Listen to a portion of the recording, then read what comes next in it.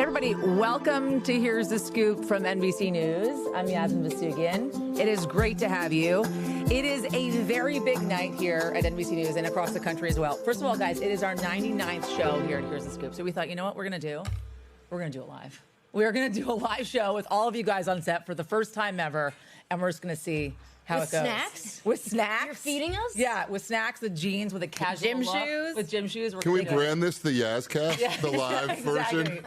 Exactly. But we're doing it obviously because it is election night in America. And I feel like with people at home, right, they're like, why is this important, right? There's not necessarily an election in all states. As we have heard now, there's some governors that have reached out via, X and social media saying, hey guys, the polls are closed because there's actually no election in our state. But we do have some major elections happening across the country, right? One is coming out of California, and we just had a decision come from NBC News essentially saying that California is overwhelmingly voting in favor of redistricting, essentially changing possibly the congressional map, right? Setting up this tit for tat. And then this is really, guys, the first time in which we are getting a glimpse of how voters are feeling in the first big election since Donald Trump became president in his second term, right? I want to talk about some of the results that we have in so far. So let's start with New Jersey, right? This was kind of a surprise because they thought this was going to be a little bit of a nail biter. Here's the skinny of it all. It wasn't. It wasn't a nail biter. You had almost a 13-point spread. Congresswoman Mikey Sherrill pulling out over former New Jersey State Representative Jack Ciattarelli, I should say. Virginia Governor Congresswoman Abigail Spanberger, a 14-point spread over Lieutenant Governor Winsome Earl Sears. New York City Mayor, we're actually waiting to hear from Zohran Mamdani now. We're going to go to him as soon as he comes up. Beating out former Governor Andrew Cuomo and Curtis Sliwa as well, a 9-point lead there, but breaking that 50-point margin, which I think a lot of us were focused on as to whether or not he could. And by breaking the 50-point margin, the question is this now a mandate, right? He's going to go to the voters and say, listen, you guys gave me the mandate. I got 50.4% of the vote, and it's not even in. But is this a mandate? And then California, as I mentioned, right, overwhelmingly Californians voting yes in favor of redistricting. And what is that setting up? You guys are sitting around me staring at me as I talk, so I should probably introduce you. You're the one with the note cards. We're just taking our cues from you. Laura Jarrett, you have notes. I have some notes. I came prepared. I've got my glasses. Yeah, Someone has a law degree. I don't just play one on TV, folks. Exactly. We do, by the way. I do play one on TV sometimes. Same. You know what's interesting? Yes, tell me. When you talk about the mandate, right? Like, how many weeks and months have we been hearing Republicans talking about Mamdani because they want the face of the Democratic Party to be this man, right? Yeah. And he has now won handily over somebody who was once sort of thought of as the Democratic establishment, right? His name is synonymous in New York with sort of core Democratic party. This is a guy, and he just blasted through all of that. Yeah. How did he do that? By the way, Mayor-elect Zohran Mamdani is walking out now, waving to all the folks in the hall. Let's take a listen to his speech.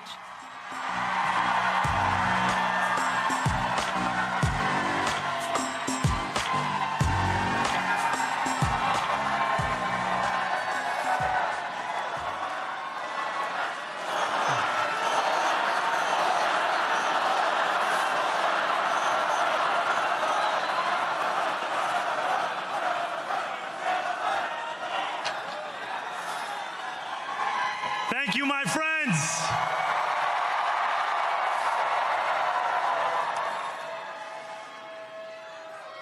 The sun may have set over our city this evening, but as Eugene Debs once said,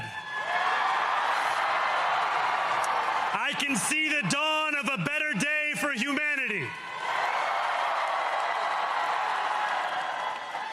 For as long as we can remember, the working people of New York have been told by the wealthy and the well-connected that power does not belong in their hands. Fingers bruised from lifting boxes on the warehouse floor, palms calloused from delivery bike handlebars, knuckles scarred with kitchen burns. These are not hands that have been allowed to hold power. And yet, over the last 12 months, you have dared to reach for something greater. Tonight, against all odds, we have grasped it. The future is in our hands. My friends, we have toppled a political dynasty.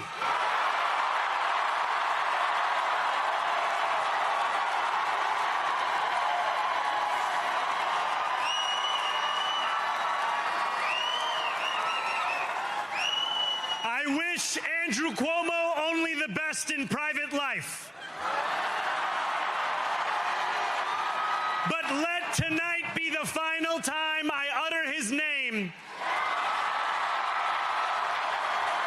as we turn the page on a politics that abandons the many and answers only to the few.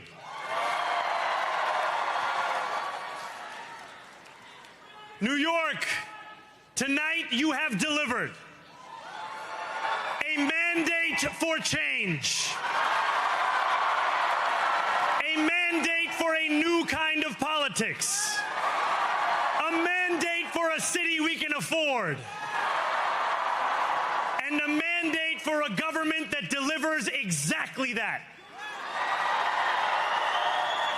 On January 1st, I will be sworn in as the mayor of New York City.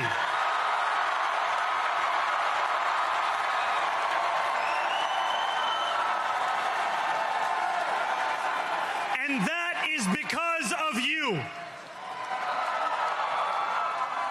So before I say anything else, I must say this. Thank you. Thank you to the next generation of New Yorkers who refused to accept that the promise of a better future was a relic of the past.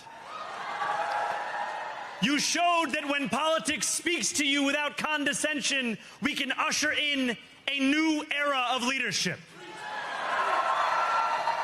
We will fight for you because we are you. Or as we say on Steinway, ana minkum wa ilaykum.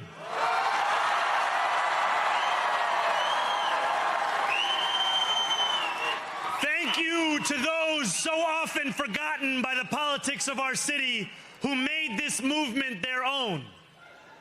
I speak of Yemeni bodega owners and Mexican abuelas, Senegalese taxi drivers and Uzbek nurses, Trinidadian line cooks and Ethiopian aunties. Yes, aunties. To every New Yorker in Kensington and Midwood and Hunts Point, know this. This city is your city, and this democracy is yours too. This campaign is about people like Wesley, an $11.99 organizer I met outside of Elmhurst Hospital on Thursday night. A New Yorker who lives elsewhere, who commutes 2 hours each way from Pennsylvania because rent is too expensive in this city. It's about people like the woman I met on the BX33 years ago, who said to me, I used to love New York, but now it's just where I live. And it's about people like Richard, the taxi driver I went on a 15-day hunger strike with outside of City Hall, who still has to drive his cab 7 days a week. My brother, we are in City Hall now.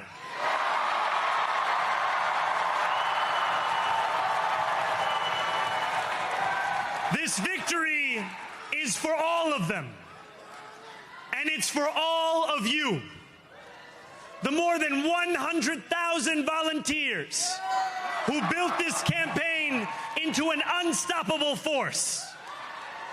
Because of you, we will make this city one that working people can love and live in again.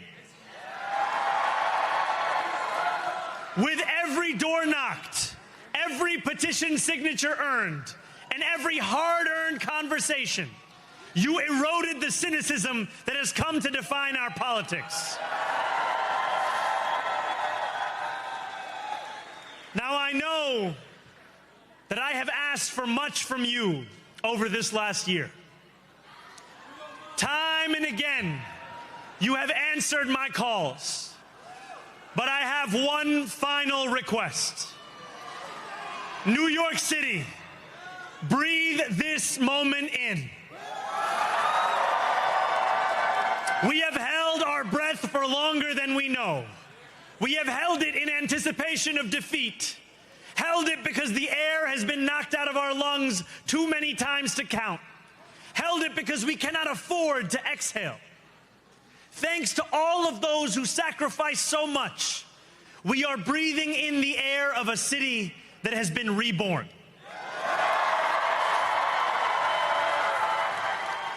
To my campaign team, who believed when no one else did,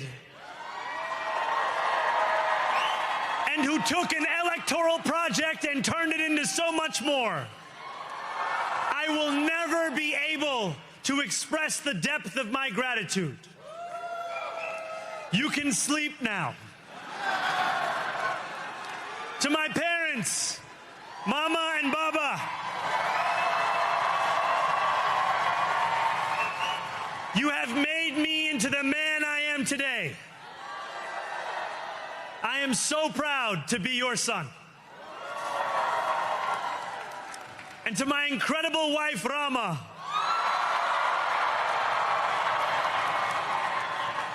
Hayati, there is no one I would rather have by my side in this moment and in every moment. To every New Yorker, whether you voted for me, for one of my opponents, or felt too disappointed by politics to vote at all, thank you for the opportunity to prove myself worthy of your trust. I will wake each morning with a singular purpose: to make this city better for you than it was the day before. There are many who thought this day would never come, who feared that we would be condemned only to a future of less, with every election consigning us simply to more of the same. And there are others who see politics today as too cruel for the flame of hope to still burn. New York, we have answered those fears. Tonight, we have spoken in a clear voice. Hope is alive. Hope is a decision that tens of thousands of New Yorkers made day after day, volunteer shift after volunteer shift, despite attack ad after attack ad. More than 1 million of us stood in our churches, in gymnasiums, in community centers, as we filled in the ledger of democracy. And while we cast our ballots alone, we chose hope together. Hope over tyranny. Hope over big money and small ideas. Hope over despair. We won because New Yorkers allowed themselves to hope that the impossible could be made possible. And we won because we insisted that no longer would politics be something that is done to us. Now it is something that we do.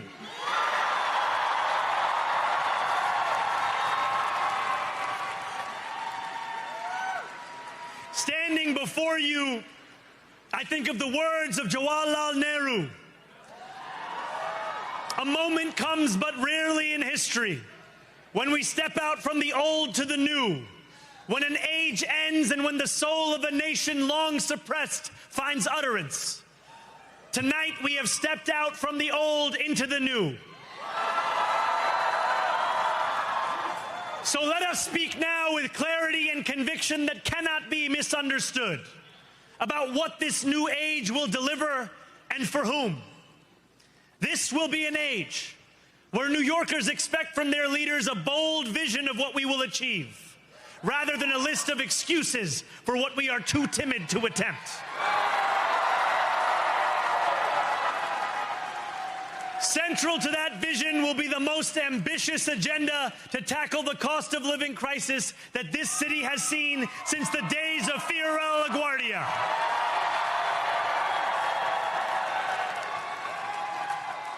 An agenda that will freeze the rents for more than 2 million rent-stabilized tenants. Make buses fast and free. And deliver universal child care across our city. Years from now, may our only regret be that this day took so long to come. This new age will be one of relentless improvement. We will hire thousands more teachers. We will cut waste from a bloated bureaucracy. We will work tirelessly to make lights shine again in the hallways of NYCHA developments where they have long flickered. Safety and justice will go hand in hand as we work with police officers to reduce crime and create a department of community safety that tackles the mental health crisis and homelessness crises head on. Excellence will become the expectation across government, not the exception. In this new age we make for ourselves, we will refuse to allow those who traffic in division and hate to pit us against one another. In this moment of political darkness, New York will be the light. Here, we believe in standing up for those we love. Whether you are an immigrant, a member of the trans community, one of the many black women that Donald Trump has fired from a federal job, a single mom still waiting for the cost of groceries to go down, or anyone else with their back against the wall, your struggle is ours too. And we will build a city hall that stands steadfast alongside Jewish New Yorkers and does not waver in the fight against the scourge of anti-Semitism. Where the more than 1 million Muslims know that they belong. Not just in the 5 boroughs of this city, but in the halls of power. No more will New York be a city where you can traffic in Islamophobia and win an election.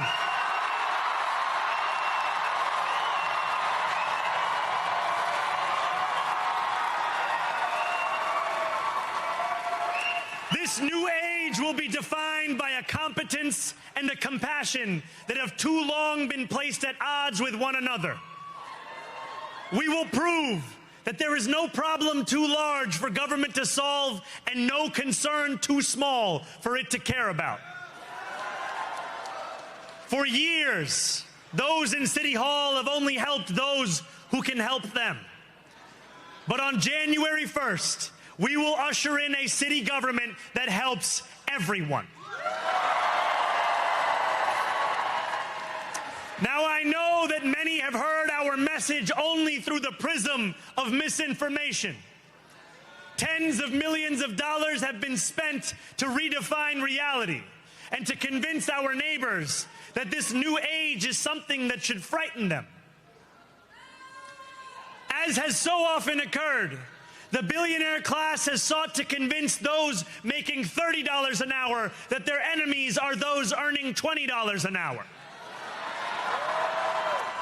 They want the people to fight amongst ourselves so that we remain distracted from the work of remaking a long broken system. We refuse to let them dictate the rules of the game anymore. They can play by the same rules as the rest of us. Together, we will usher in a generation of change. And if we embrace this brave new course, rather than fleeing from it, We can respond to oligarchy and authoritarianism with the strength it fears, not the appeasement it craves. After all, if anyone can show a nation betrayed by Donald Trump how to defeat him, it is the city that gave rise to him.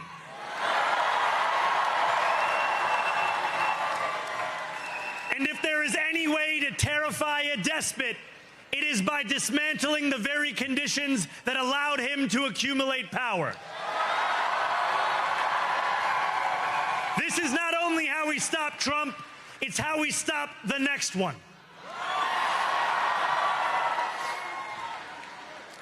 So, Donald Trump, since I know you're watching, I have 4 words for you. Turn the volume up.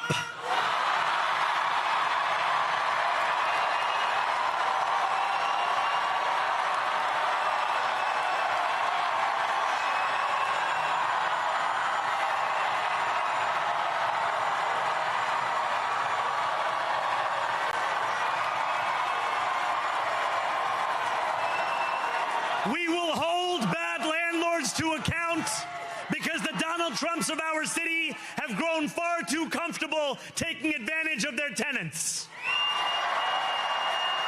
We will put an end to the culture of corruption that has allowed billionaires like Trump to evade taxation and exploit tax breaks. We will stand alongside unions and expand labor protections because we know, just as Donald Trump does, that when working people have ironclad rights, the bosses who seek to extort them become very small indeed.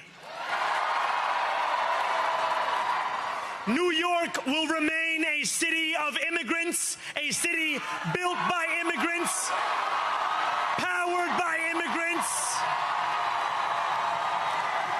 and as of tonight, led by an immigrant.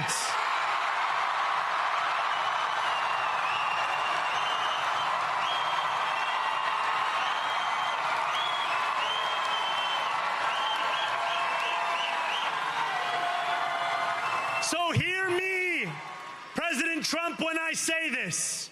To get to any of us, you will have to get through all of us.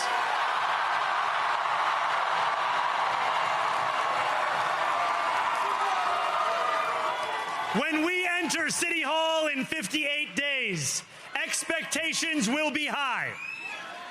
We will meet them. A great New Yorker once said that while you campaign in poetry, you govern in prose. If that must be true, let the prose we write still rhyme, and let us build a shining city for all. And we must chart a new path, as bold as the one we have already traveled. After all, the conventional wisdom would tell you that I am far from the perfect candidate. I am young, despite my best efforts to grow older. I am Muslim. I am a democratic socialist. And most damning of all, I refuse to apologize for any of this. And yet, if tonight teaches us anything, it is that convention has held us back. We have bowed at the altar of caution, and we have paid a mighty price. Too many working people cannot recognize themselves in our party. And too many among us have turned to the right for answers to why they've been left behind. We will leave mediocrity in our past. No longer will we have to open a history book for proof that Democrats can dare to be great. Our greatness will be anything but abstract.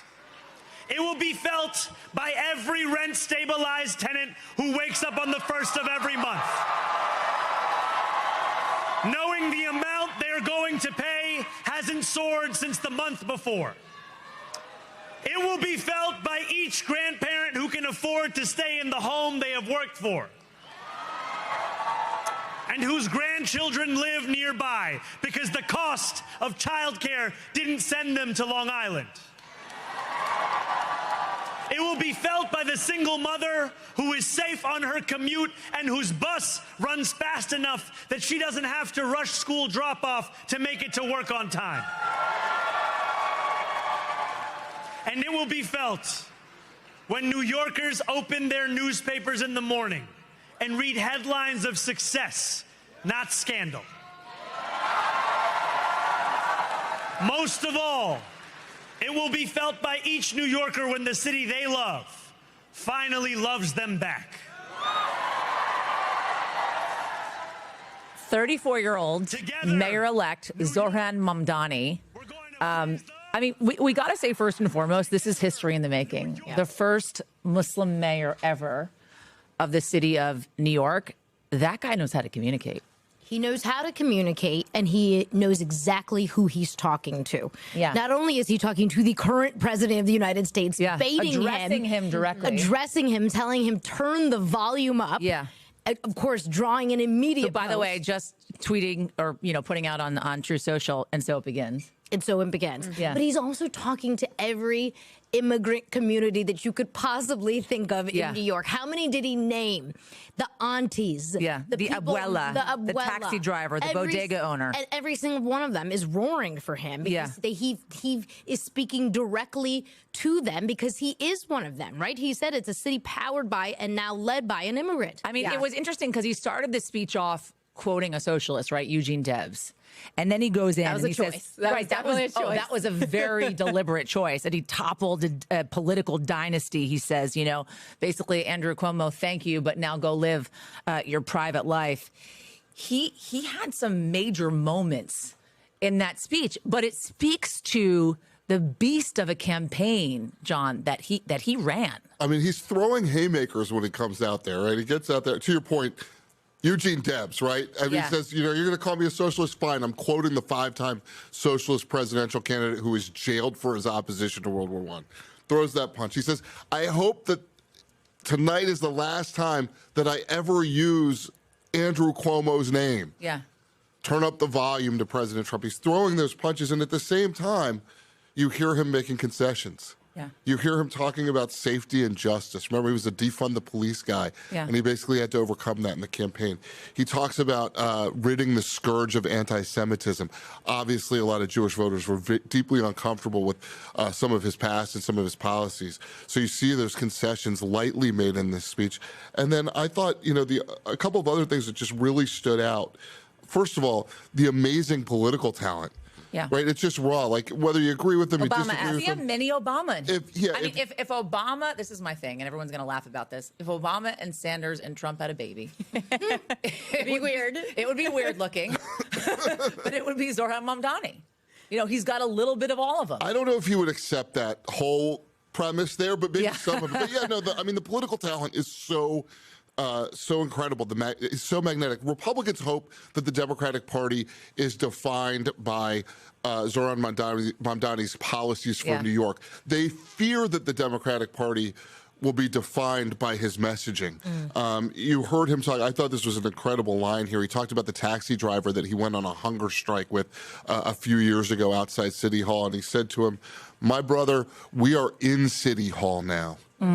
And that, that was really, I think, a focus of his speech was the turning of power. You heard him talk about the hands that work, the ones that are bruised, never holding power and holding power now. I just thought, this guy touched every hot button of his campaign in this speech, and I think people will be listening to that over and over and over again for many years to come. We've been talking for about 30 minutes now for folks that are watching on NBCNews.com and YouTube. And by the way, if you have comments, and if they're good ones especially, put them on and I'll read them on air. Only bad ones, I might read them too, by the way. But I haven't introduced any of you.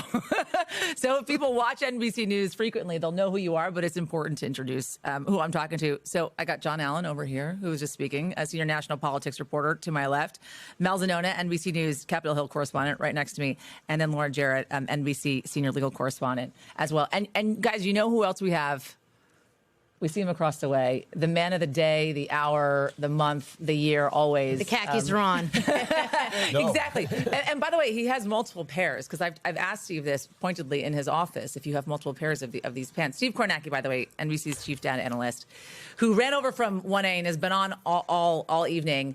We just heard from Zohran Mamdani. So can you take us through New York City first and the standout moments for you?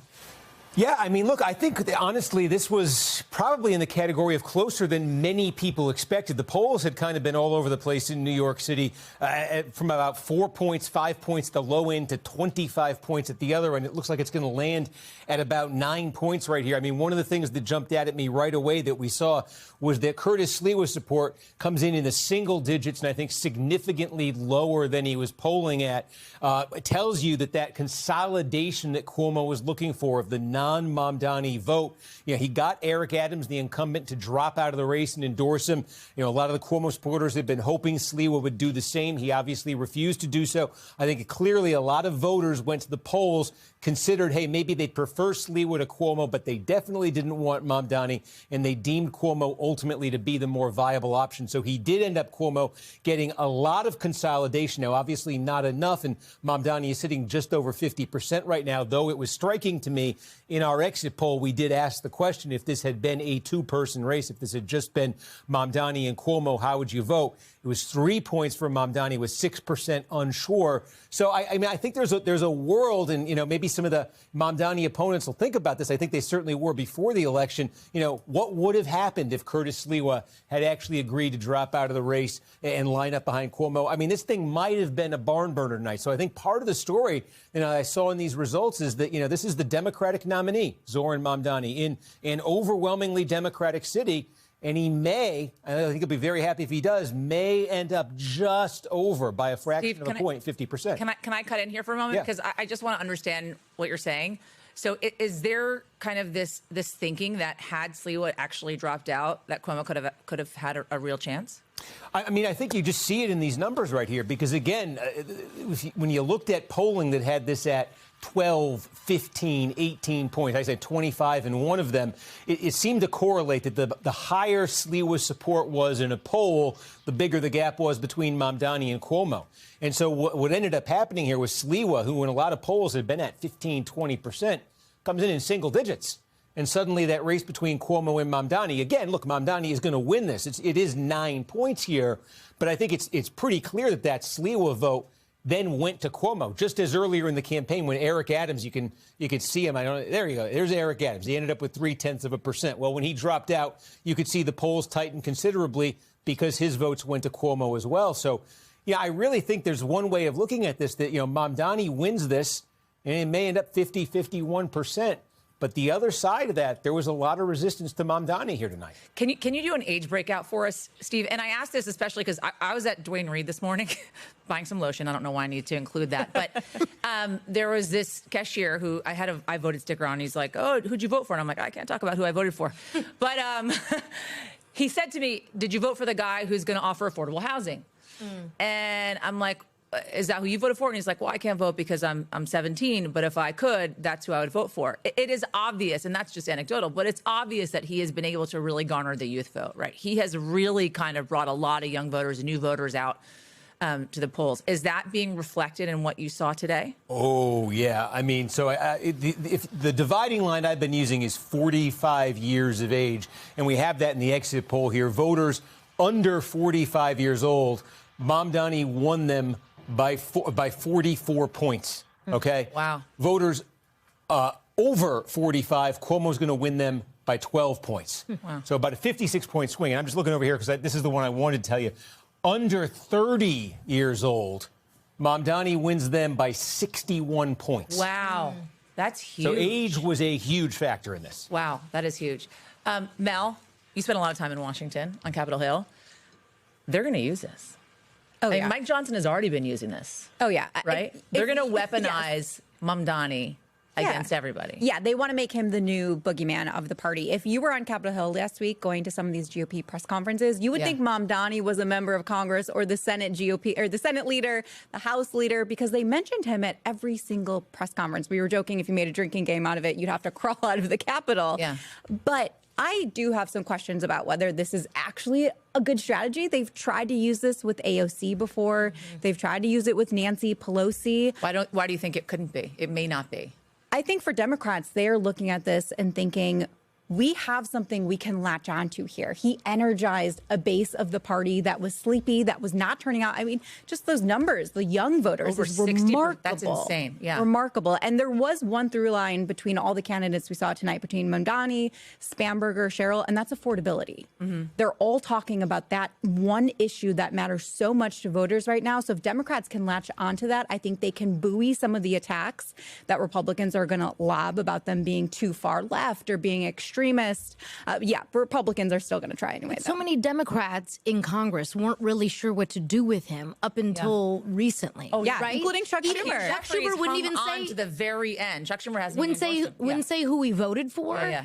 Hakeem Jeffries said today he's going to win, and he eventually came around to him. But it wasn't like a warm embrace all along for months. It feels like Democrats weren't so sure how it was going to turn out, and now seeing how it's going to turn out, maybe now we'll get the warm embrace. The two people that are most excited about this win are Bernie Sanders and Donald Trump, right? and the moderate Democrats are worried that their party is going to get pulled hard to the left by Zohran Mamdani. I thought what was interesting in this speech, one of the interesting things is him actually trying to come back a little bit, him trying to show that he can be a little bit more establishment or a little bit less out on the side. And to your point, Mel, the total connection here is affordability. All of these candidates, Mamdani, Spamberger, Sherrill, all doing that on the Democratic side. And I was talking to a Democratic strategist today who said, that's the key. It's not that there's a fork in the road for the Democrats, whether to be liberal or whether to be centrist, but in fact, one path for them to continue talking about affordability. But I think the question is that because they're not getting the answers they want on the economy from the top, right? Because Donald Trump won on economy, right? But he hasn't talked a lot about it since he's taken office. So is this a reflection of the fact that voters feel like they're not getting what they wanted, right? We're almost in 8 minutes, we're going to be in a historic government shutdown, right? The longest government shutdown we've ever been in U.S. history, 8 minutes Eastern time. Yeah, I have an alarm about to go off, don't worry. Right. Abigail Spamberger winning in Virginia, tons of DOJ cuts happening there, federal workers, all affected when it comes to the economy. So you can't help but think, is this just a reflection of the fact they're not getting the answers on the economy that they wanted, the voters? Yeah, I think absolutely. This is not just a rejection of Trumpism, but it's how voters are feeling about their economic picture and the fact that the cost of living is still so high right now. That was something that Trump promised to deliver on. And according to the exit poll, people are saying he is not living up to those expectations. And so you're definitely seeing that reflected a lot. Not just the exit poll. NBC had polling that shows that 66% of folks are not satisfied with the economy right now. And we know. I don't need a poll. I just go to the grocery store, talk to my neighbors, talk to my wife about how much less affordable things are. And by the way, one of the things we saw in the election tonight in New Jersey, in Bergen County, a lot of folks familiar with that, the most votes come out of Bergen County, more than anywhere else. Kamala Harris won that by 3 points in suburban counties. A lot of concern about the economy in every election. Kamala Harris won it by 3 points. Mikey Sherrill won it by 10. Yeah. There is a huge shift. Don't take too much away from Kornacki over there. Okay? Sorry. Going into the counties. You know what? I know your place, bro. I can't feel his. Can't feel his khakis as well as he does. Can you give us some takeaways from when it comes to exit polling, like standouts right now? Is economic concerns could trump everything, and that's why it was notable for Mamdani in this, on this victory speech, to double down on that. Right, his people are seeing the same numbers that we are, and it wasn't just in New York, in New Jersey, in Virginia, everywhere. It's the economy and people saying that the cost of living is too high. And what's so interesting is, even in places where they're unhappy with the Democrats. And let's be clear, there are plenty of people who came out for Democrats tonight or who came out in the last couple of weeks who do not like Democrats, and yet they're still breaking for Democrats. And that's where it's interesting to think about, why did that happen? And was that a rejection of Trump? Was that a rejection of the economy? Was it because now it's Trump's economy? What happened there, and what lessons can be learned for Democrats? Well, and Steve, we had that poll that you actually broke on Meet the Press on Sunday, talking about image problems with Democrats, right? Which was sky high. And you compare that, juxtapose that obviously to how Democrats performed.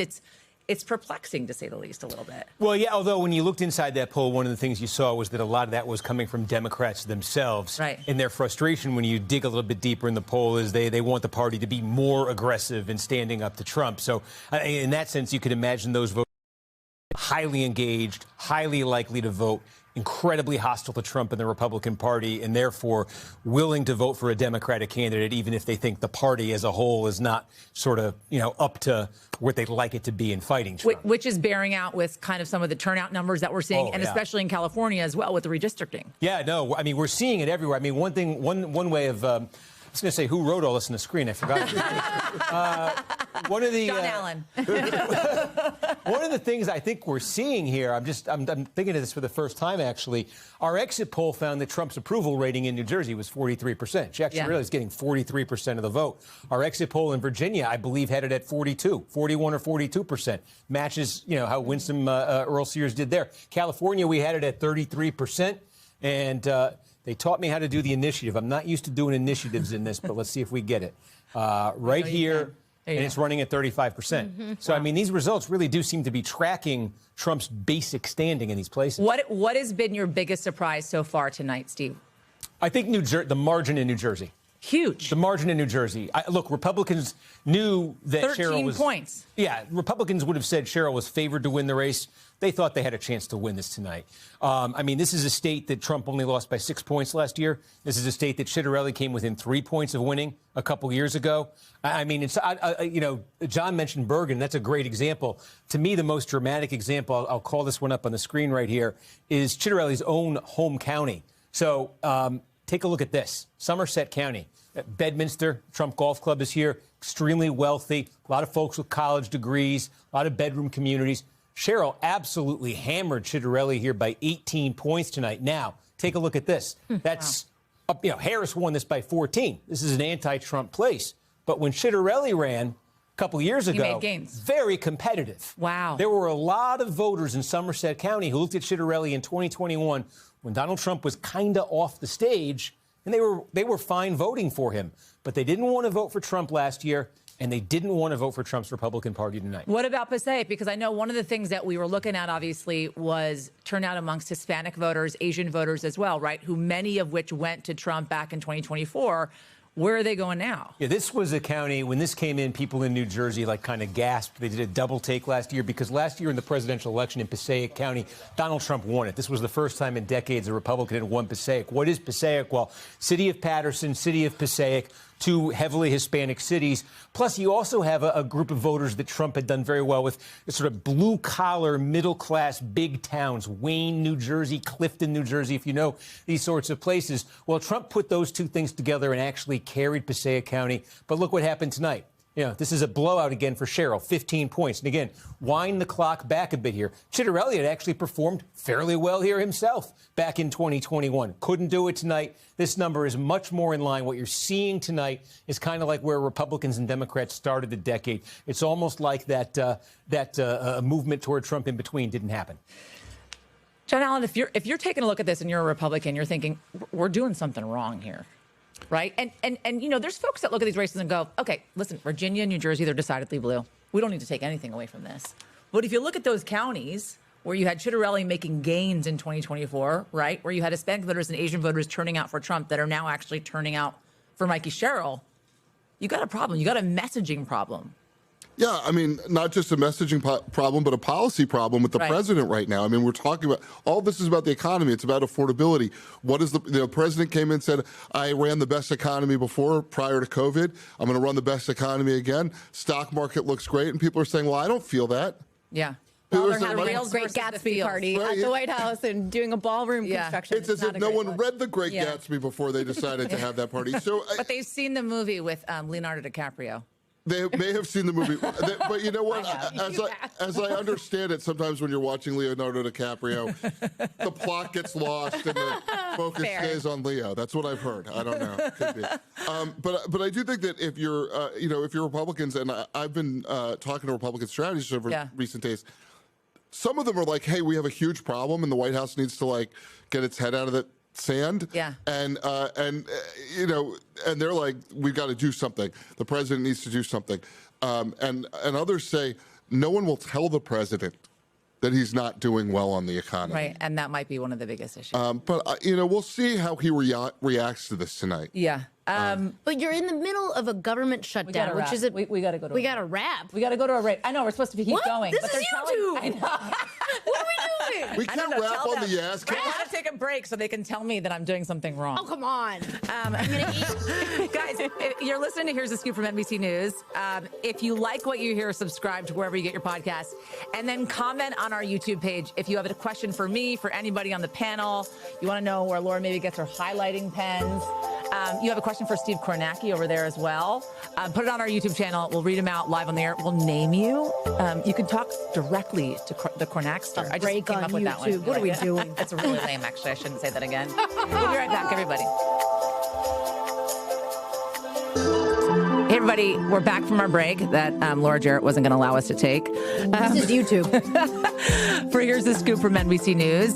Standing next to me, or sitting next to me, I should say, is Sahil Kapoor, a senior national politics reporter, joining us because Mel Zanona has cycled out. Sahil has cycled in. What is your takeaway from the night so far?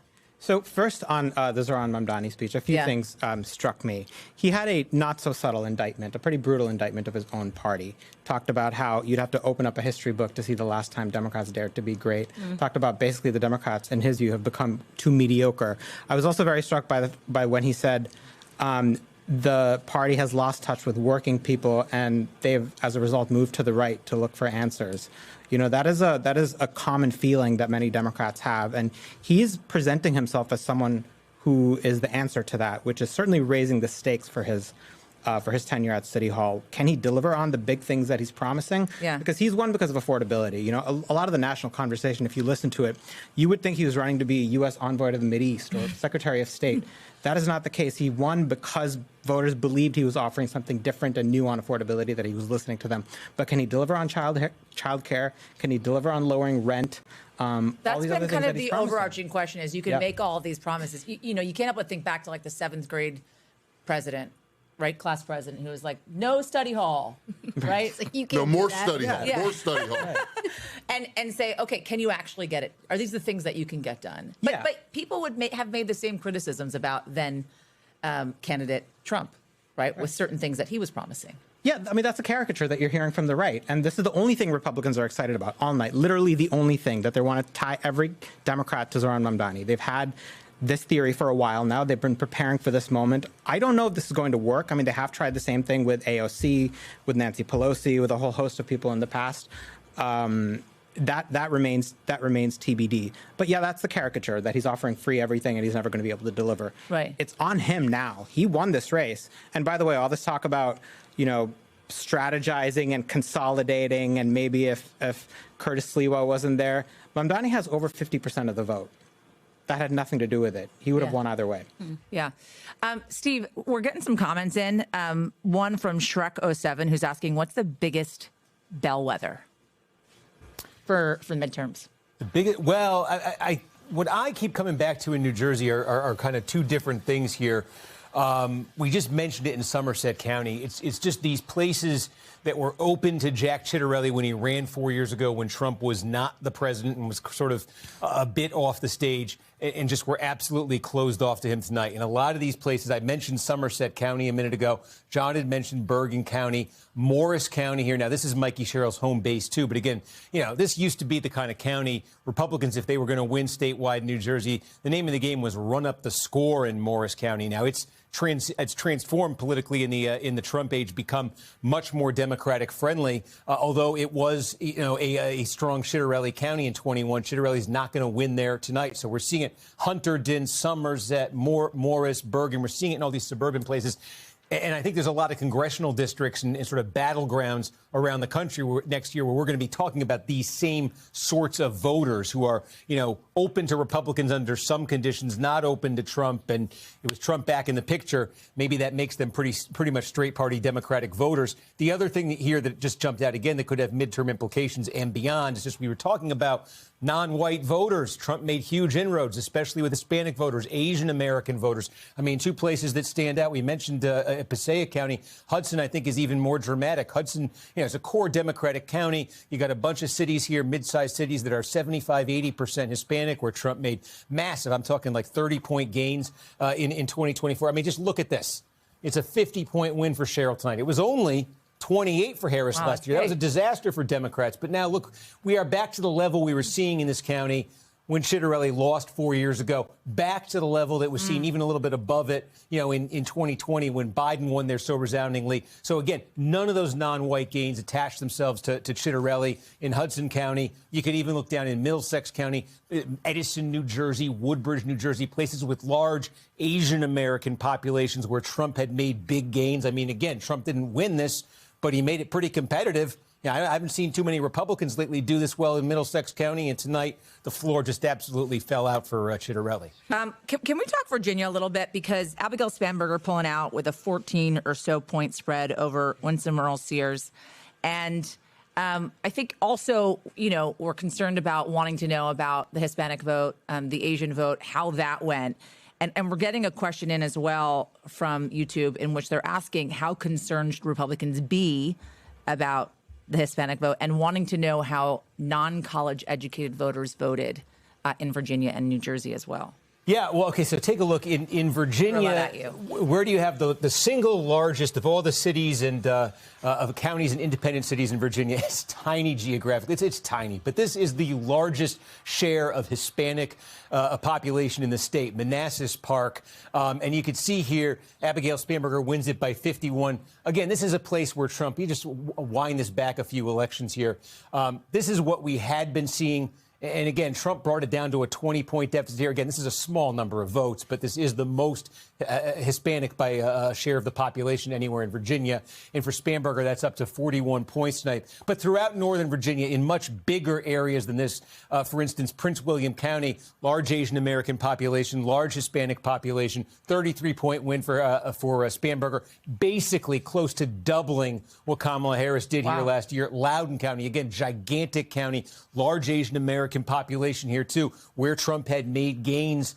He cut it down to 16 points. A lot of people, when they saw the Loudoun County result in 2024, watching the presidential results come in nationally, this was one of those holy cow moments where a lot of people said, wow, if Trump's doing this in Loudoun County, he's having a good night nationally. Well, this is beyond what Democrats had come to expect, as a matter of fact, in Loudoun County. Look, in 2020, this was a 25-point win for Joe Biden, almost 30 points for Spanberger tonight. So those are those, sort of diverse, big, densely populated suburbs outside D.C. And on the blue-collar front, I just draw attention to this one in South Jersey. Okay, Gloucester County, south of Philadelphia here. These are blue-collar sort of suburbs, maybe you'd even say exurbs of Philadelphia. I single this out because when Chitterelli ran, let me wind the clock back here. When Chitterelli ran in 2021, look, he won here by double digits. Chitterelli almost won the governorship in New Jersey 4 years ago because there was a red wave in South Jersey in places like Gloucester County. If you're a political junkie, you might remember the state Senate president in New Jersey, longtime entrenched Democrat, Titan of Trenton, was taken down because Chitterelli had run so unexpectedly well in Gloucester County and South Jersey. And some of that carried over with Trump carrying this as well in 2024. Now back to a blue county here in this Trump as president election. So John, when you're looking ahead to the midterms, right? California has just voted resoundingly yes, with a 30-point spread at this point in favor of redistricting, right? You have a Democratic governor in Virginia, you got a Democratic governor in New Jersey, you've got this Democratic socialist up in New York City. There is certainly some momentum behind the Democratic Party heading into the midterms, which is a year away from now, right?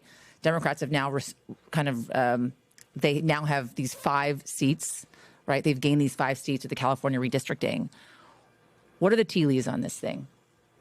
So, I mean, I think the first thing I would think about if I was the Democratic Party is I'd be pretty excited that I'm not dead, that the party is not dead. Right. Because for the last year, the obituaries of the Democratic Party have been written. And sometimes, like, an obituary is too nice of a way to say how that was being written. And as Steve was talking about, so many Democrats don't even like their party anymore. They don't want to be identified with it, right? They're still going out and voting. People in New Jersey saying, listen, I'm not really into Mikey Sherrill, but I'm going to go vote for her anyway, right? Right. The analysis was she wasn't the best candidate, but nonetheless, she's winning by 13 or so points. So big signs of life here for the Democratic Party, or at least for a group of people who will vote for a Democratic candidate. And I think that's important for the Democrats headed into the midterms. I think, I've been talking to members of Congress on the Democratic side. I've been talking to party officials, former party officials tonight. And I expected there to be a big fight between the Mamdani crowd, the progressives, and the centrists tonight. And they're not fighting. They're all talking about how this is a good sign for them, how tonight's elections are a good sign for them. I talked to Brendan Boyle. I'm going to read the text message here. Yes, please do. Brendan Boyle, congressman from Philadelphia, just outside in New Jersey. Yeah. He said, after tonight's results, any House Republican in even a somewhat competitive district should be petrified of next year's congressional elections. Any Republican in a district Trump won by single digits is highly vulnerable. Now, we'll see in a year whether or not that's exactly. true. A lot can but happen just in a that year. excitement, just that level of energy, I think is a good sign for the Democratic Party. Just a few elections tonight. Don't overread into it. But better for the Democrats to have won some seats, won some elections tonight than for them to have lost those elections or lost the redistricting. But by the way, who should? Okay, so if we're talking about Democrats first, and then we're going to talk Republicans, who should they be looking to right now? Right, if they're like that guy did it right, and that is how we have to engage with voters. My answer would be Zohran Mamdani, right? I mean, everybody should, or that woman, I should say, as well. Everybody should be engaging with voters, whether you're Republican or Democrat, the way that guy has, right? He went to Trump voters and he said, "What is it that attracted you to Donald Trump?" He went to influencers. He went on Fox News. He went on every single platform he could go on. He was willing to talk about anything. Absolutely. Well, the neat thing about this election night is that it gives all the different wings of the Democratic Party kind of a Rorschach test to look at their own candidate, how they performed, and say, this is the way. Yeah. I think the populist left can look at the way Zohran Mamdani won this race against what he correctly described as, against all odds, and say this is the way forward, that working class affordability issues are the focal point. But there are also moderate Democrats who will look at Abigail Spanberger and Mikey Sherrill. They're much more moderate Democrats with a national security background who have been supportive of compromising in Congress. They're a class of 2018. So I think that debate will go on for quite some time, and I think we don't know how it ends. I also think it's very notable that the Democratic Party's horrendous brand image is not translating at the ballot box in ways that hurt the party. A lot of the reason that the Democrats have such a bad brand right now is their own voters see them as an ineffective opposition to President Trump. They're still mad about what's going on, and they're still willing to turn out to vote against Republicans. So to your point, who's going to be the leader to take that forward? Last thing here, and just building on what Steve was saying, tonight suggests that a lot of the demographics that President Trump made gains with in 2024 were on rental. The Republicans are doing much worse with black voters. They're doing much worse with Latino voters. The way the Democrats are doing right now in Virginia and Jersey, these are more like Obama numbers with black and Hispanic voters. The president actually put out on social media a couple hours ago. He said, they're saying that Democrats won because I wasn't on the ballot and because the shutdown. So the question is he now going to negotiate on the shutdown? Well, that's an excellent. I don't think he will. I think it's actually true. But then he also, I think, recently put out, let's go for the filibuster. Right. He wants them to nuke the filibuster. I think the president sees it as beneath him to negotiate with Democrats after defeating them in the 2024 election. I don't think that's going to change. He'd rather Republicans nuke the filibuster and do it alone. I just found it very striking that he is saying the shutdown is part of the reason that Republicans are losing. It goes against everything Republicans on the Hill are saying. It goes against their entire sense of self. But that's also because the messaging that he's told them to put out there, right? I mean, the Republicans on the Hill are only, correct me if I'm wrong, they're only doing what the president is telling them to do. If the president tells them to negotiate, they'll negotiate. If the president tells them to stand strong, they'll stand strong. I think that's absolutely right. I think some of them do want to negotiate, but they don't. Right. But wait a second. But they don't feel like they have the green light from the president. Let's put it that way. Some of them do want to negotiate, but they're not going to do it without a green light. Also, by the way, Trump saying Republicans are losing because I'm not on the ballot, he's right about that. The only time Republicans have done well in elections for the last decade are when he's on the ballot. Is he right about that, Kornacki? Yeah, I mean, you think about, 2016, Trump won. 2018, blue wave midterm, no Trump on the ballot. 2020, he didn't win, but he did, I think, end up doing better than folks thought he would do. I guess 2021 would be the one time Republicans had a good, nearly winning in New Jersey, winning Virginia that year. But then 2022, underperformed. I think you could say the Republicans did in the midterms that year. And 24 Trump wins, and here we are in 25. But what does that say about the strength of the Republican Party if the only reason they're actually going to be able to win races if the president is actually on the ballot, who can no longer be president after this term? It says none of them are as effective as candidates as Donald Trump is, and it says that they are not able to bring that coalition together, Brian. I mean, we saw it. Steve was talking about some of the demographics. I was talking about some of the demographics. You see that recession basically from where Trump was with some of these groups. Basically, low propensity voters, people who never voted before, who are like, I like that guy Donald Trump that showed up. They're not showing up for Chitterelli. They're not showing up for Winsome Earl Sears. They're showing up for Mamdani. Anybody? They're not They may show up for Mamdani, but they're not showing up for any of the other Republicans. I think one just quick thing. There is a logic to what Donald Trump put out on Truth Social in terms of saying that the shutdown is the problem and that he wants to nuke the filibuster. He wants to end the shutdown by nuking the filibuster, right? So it's not that he wants to negotiate an end to the shutdown. It's that he wants Republicans to nuke the filibuster. They're not going to do it. The ability to block legislation in the Senate is a huge advantage to the big red states that each have 2 senators. That is not something that they want to give up. I know. Small red states, well, physically big, small in population. I know with our questions, our exit polling, we didn't ask specifically about the shutdown. No. But we asked about the economy. Yeah, we asked about the economy. And in Virginia, how did that fare? People are very troubled by all things cost of living and affordability. And in Virginia, they're also worried about the fact that all those federal workers are fired, right? Yeah. And a lot of them are living in Virginia. Now, it may not have been as over-indexed as we would have thought, but still, there was a majority of people who were affected and who were worried about the fact that they're either lost their job or know somebody who lost their job in Virginia, and that there's no signs of life in Washington when people keep leaving to go on recess every week, that there's going to be any relief in sight. Can I give you the numbers on this one? Yes. The economy thing. Virginia, I just wrote it down here. 2021, economy is the #1 issue. Those voters preferred Glenn Youngkin by 11 points, the Republican at the time. Again, today, Virginia, economy is the #1 issue. Those voters voted for Spanberger by 20 points. That's a 30-point shift. We saw something similar in New Jersey as well. The economy issue is boomeranging against Republicans in a way that could be very devastating for them. Steve, do we know the types of people that were saying that the economy was something that they were being affected by? Unfortunately, I don't have a great breakdown beyond what we have in the exit poll, but we just match it up with what we're seeing. So what do we have from the exit poll? That's how is that being broken out? Like, is it being broken out by age, by who they voted for? To tell you the truth, I've got the numbers, and right now, from where I'm standing, I can't go deeper on that. We could go. We could look up a lot of that stuff afterwards and do you know, sort of Laura? like.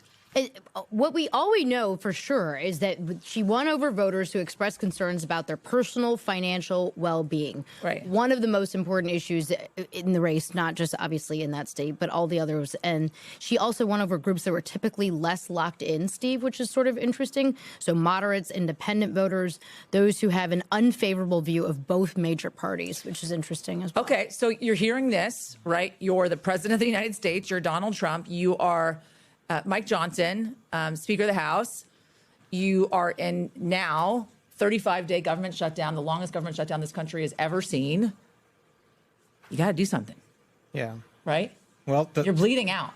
The House is not even in session. It hasn't been in session for about 6 weeks now. Okay, it's an extraordinary thing. Are they going to do something?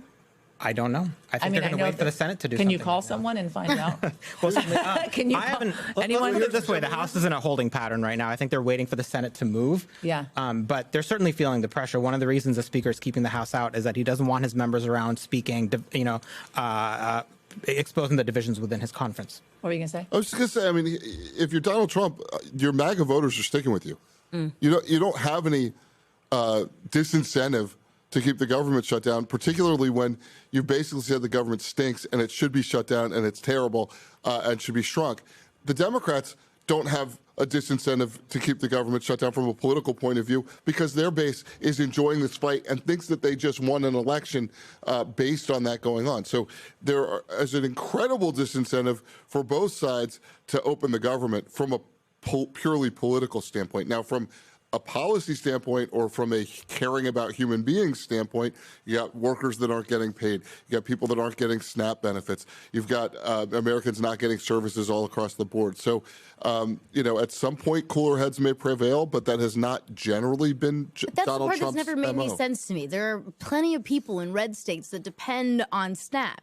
Right. Like, there are plenty of people in red states that depend on Head Start. Why is that not part of the political calculation? So I have a theory on this, because the Republican antenna of the folks who have been in Congress for a long time, they're thinking about the old coalition where low-income voters who depended on these programs overwhelmingly voted for Democrats in President Obama's second election by about 20 points. It's not true. But that's not happening anymore. Narrowed that. He eliminated that gap entirely. He made ground of about 20 points in the exit polls of 2024. Working-class voters making under 50,000 are dead even between the two parties. So, yes, it's a lot of his voters. It's a lot of the new Republican voters who put these guys in office, but that's not where the antenna of the old line Republicans go. But these people are talking to us. Like, we go out and talk to people all the time who say, like, I voted for him and I'm hurting. So how does that message not translate? But this is also part and parcel of the way Donald Trump's base works with him, right? They're relying on him figuring it out. He frequently says to them, effectively, the more you suffer, the more it shows you really care. Yeah. And the more we gain. Yeah, I think that's the song lyric. No, but it's the more you suffer, the more we gain, right? You suffer through it and then we gain. So with tariffs in the last administration was like, look, you guys are proving your love for me. You're being very patriotic by taking it on the chin. So, look, what we've seen in the course of recent presidencies is the public will say, I'm mad about the economy, I'm hurting, please help me. And presidents of the United States will say, I'm going to keep doing what I'm doing. We heard it from the the parallel with the Biden administration with, they kept saying that there was transitory inflation and it was all going to go away. And they didn't listen. They didn't listen and they lost in the midterms. And so it'll be interesting to see whether Donald Trump adapts. But he doesn't care about the congressional leadership as much because of the executive power. Can I just say, we're all saying, oh, it's about the economy. It's always been about the economy. Yeah. It's never shifted. It's always been about the economy.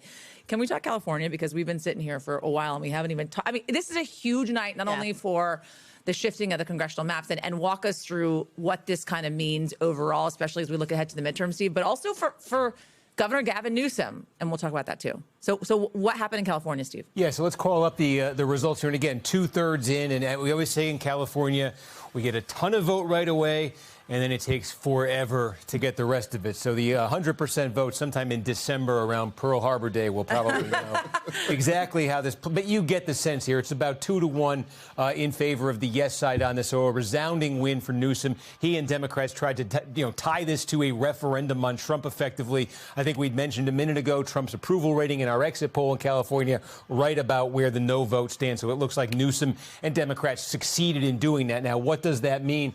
Let me see. I believe we have this graphic in here, and I hope we do. Great. Okay. So we're looking at redistricting for next year. This is all about control of the House in 2026. As things currently stand, Republicans can afford to lose no more than 2 seats, or else they'll lose control of the House in the midterms next year. Now, they've already redrawn and enacted a new map in Texas that doesn't necessarily mean they will, but could net them 5 additional seats out of Texas. So if they were to get that maximum number out of there, suddenly it's not 2 seats that they can afford to lose. It would be 7 seats that they could afford to lose. So that's a big thing Republicans did in Texas. This map in California, a couple different interpretations, but let's say it's about 5. It about cancels out.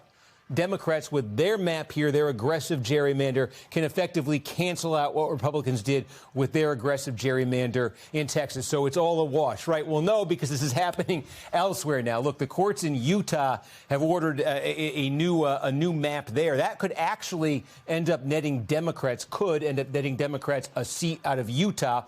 Republicans in Missouri have got a new map that could get themselves a new seat there. There's a lot of drama there about whether that's going to be a referendum for the voters. Ohio's redrawing. This is a very complicated backstory to why they're doing it. The districts aren't too aggressive. Republicans could potentially, pick up 2 new seats here. It's by no means a lock they're going to do that. Another one for Republicans in North Carolina. I think a big wild card here is Florida, Ron DeSantis and Republicans. Just given the size of that state, if they're very ambitious with this, they could get 3 or 4 seats for Republicans out of there. So it's not going to end with California and Texas. And I think there are more states on the map, just given the way power is in those states and the way things are structured. There's more places where Republicans could do this for 2026. There are some places where Democrats could do it like in 2028. This might be a longer term story we have in politics. But again, California, with this passing for Democrats, does basically probably wipe out what Republicans did in Texas, and that's very significant in terms of how many seats Republicans can afford to lose. But look, again, I think you're talking about it. It's what we're seeing in New Jersey, what we're seeing in Virginia, whether it's 2 seats, 4 seats, 6 seats, that may not be enough of a pad with results like this. I think one of the biggest complaints I think that Democrats have within their own party is they feel as if that their lawmakers are not willing to fight on their behalf. And I'm wondering if not only did you have, turnout in California for this redistricting fight, but also why they were turning out, right? And some of this exit polling, how they're faring on, for instance, immigration, especially with what happened with the ICE detention in California. And the National Guard. And I think you can see the results from our exit polls showing that a sizable majority of voters who came out said that the Trump administration has gone simply too far on immigration. And I think this is one of those times where television is a powerful tool in telling that story, and the amount that we have documented and what has gone on with ICE and the situation in California, which is still sort of an active situation, has clearly moved people there. Now, you can say it's California. Maybe if it had been Texas, it would be different. But also, it's good. It's interesting to remind people, like, California is a politically diverse state. Yeah. Right? I think we classically think of California as being a liberal state for folks that don't necessarily know the political makeup of California, but it is a pretty politically diverse state. But what Newsom is doing there, what the governor has done in the political calculation there, is something that is sort of a first mover, if you will, right? Yeah. Classically, Democrats have said, nope, we don't want to engage in the same type of redistricting gamesmanship. We're too good for that. We're not doing that. And Newsom has come along and said, wait a minute, we're about to lose if we don't start doing what Republicans are doing. A couple really cool points on that, by the way. Just one of the things you have to do in order to do the redistricting, generally speaking, there's this huge friction between the idea that you're going to pick up new seats by drawing lines and the greater vulnerability that you're creating for the incumbents of your own party, because they have to give up vote share in order to make those other districts. In California, that wasn't a problem. Gavin Newsom had influence. Nancy Pelosi, the former Speaker of the House, this may be her last sort of crowning political achievement. She's going to make some sort of announcement. You think she's going to retire? I don't know what she's going to do. It would be stupid of me to assume that I know what Nancy Pelosi is going to do, because every time someone thinks that they know what she's going to do, she's 3 steps ahead. That said, there are a lot of people in California, in the California congressional delegation, who believe that she is going to not seek re-election. And she has been saying that she's been super focused on this drive. And one of the things she was able to do was to get the California congressional delegation to agree to go forward with this plan, the first mover plan that may get some of those other states to move. So I think that's fascinating. The other fascinating political thing here, Gavin Newsom gets out there, gets a victory for his party. When he goes to run for president in 2020, that guy has remade his image, honestly, in the last 5 years. He's going to be able to take a lot of different policy paths if he wants.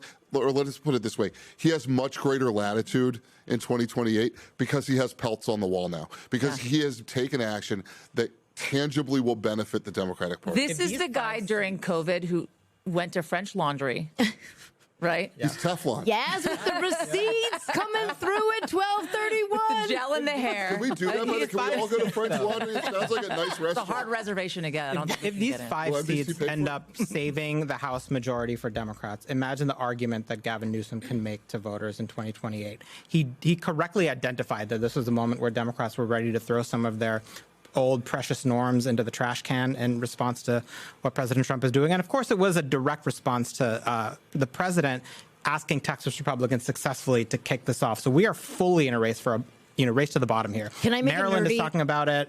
Illinois might and do then another I have to go to break. No more breaks. Can I make a super nerdy point? Yes. Pennsylvania managed to maintain its Democratic Supreme Court. They retained those 3 seats. All the redistricting fights that Steve has up there, these are fights that go to state courts. We don't pay any attention to state court because we're just always focused on federal courts. Yeah. These redistricting fights get played out in state courts all across the country. And so that's why the Supreme Court makeups matter in these fights, because these are the courts that are actually hearing fights on abortion rights and on immigration and on all of these things. The Supreme Courts matter a lot in the states. You also have this Prop 2 at the Supreme Court as well, right? That could feasibly affect redistricting. Well, that's a whole big issue. There is a sleeper case in front of the Supreme Court right now. You say nerd like it's a bad thing. I feel like you just nerded in a pretty good way. Now. Sometimes nerds in a good way. He's going to break. He's going to break. We have a comment. Why is Steve Kornacki so cute? Start. Is this Leslie Jones? Is Leslie Jones on YouTube right now? Which family member got into Kornacki's mom writing in. I'm serious. They told me that in my ear, and I didn't want to say it, but that's what the comment was. Guys, if you have a comment, put it on our YouTube page. Leslie Jones, we want to hear from you. We'll be right back. Leslie Jones made fun of me once. It was it was awesome. Hey, everybody, we're back with Here's the Scoop from NBC News. You see some new people at the table. Why don't you guys introduce yourselves today? Go ahead. I'm Alan Smith, politics Look at reporter me. here You at don't have to NBC. look. Just pretend it's not there. Alan Smith, politics reporter at NBC. Jane, Tim.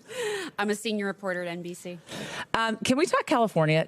So we were just talking about California, obviously, and redistricting. But you've actually been doing some really good reporting on California, and how there's actually some Democrats that feel like we shouldn't be doing redistricting at all, right? Republicans as well. Yeah, absolutely. I mean, when you coming out of Maryland too, when you talk to voters across the board, Republicans, Democrats, Independents, they all say we don't like gerrymandering. But what we're seeing in California, I'd say, is Democrats willing to get their hands a little dirty, willing to gerrymander because they've been gerrymandered against in other states. This is the pitch that Governor Newsom made to California voters, and they turned out. I mean, you have really big turnout for a proposition about redistricting. Yeah. As an election policy reporter, I'm usually explaining redistricting, not seeing 7 million people turn out to vote on this one thing. But they're seeing it as a way to push back against Trump. They're seeing it as that argument. But there are still divisions in the Democratic Party. We see states where national Democrats want to redistrict and can't get the votes, at least yet. Maryland is the one that comes to mind. But you also see it a little bit on the right, where Indiana, the state Senate there, says they don't have the votes either. But aren't there some that don't want to do it at all? Yeah, absolutely. And what's the argument? Well, the argument is it's bad for democracy. And Maryland, the argument is also, well, it might not go the way we think. They say it's actually risky to redraw the maps in Maryland because the courts are a little bit more conservative. And they think that if they do a big Democratic gerrymander, the courts might step in and say, actually, this violates our state law. Let's redraw the maps. It might be what they call a dummy mander, failed. But if we're going off of the map that Steve was walking us through, right? Texas already gaining possibly 7 seats, California now 5.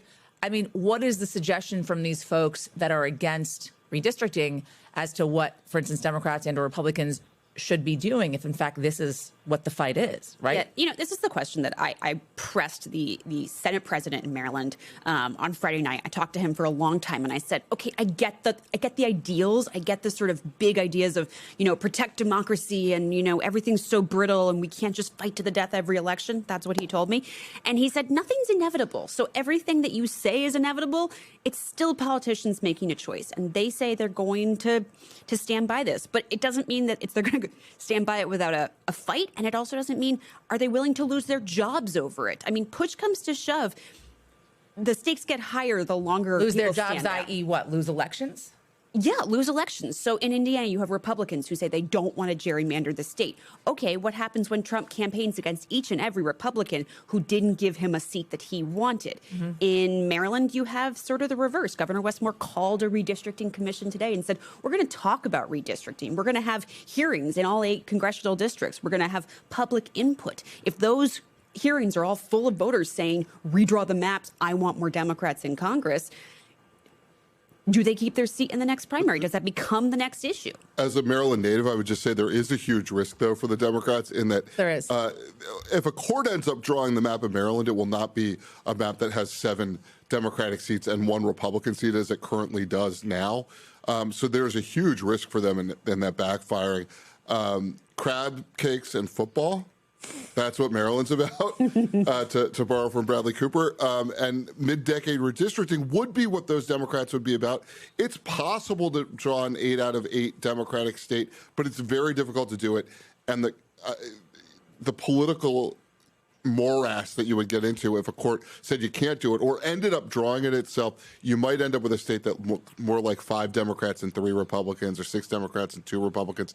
That's a real problem for them. I think Wes Moore saying he wants a commission is a way of showing that he's interested in doing it and also delaying what he knows is a difficult process. Is it fair to say that the California race, that the California decision on redistricting was probably one of the most kind of pivotal, possibly, of the races that we've been watching tonight? You know, as someone who covers the election system, as that's the main character for me, that's what I cover. That's maybe one of the biggest races of today, if not, it's the biggest race. Let's be real. Because at the end of the day, the midterm elections are a year away, but control of the House might well have already been decided. Yeah. It might be decided in this.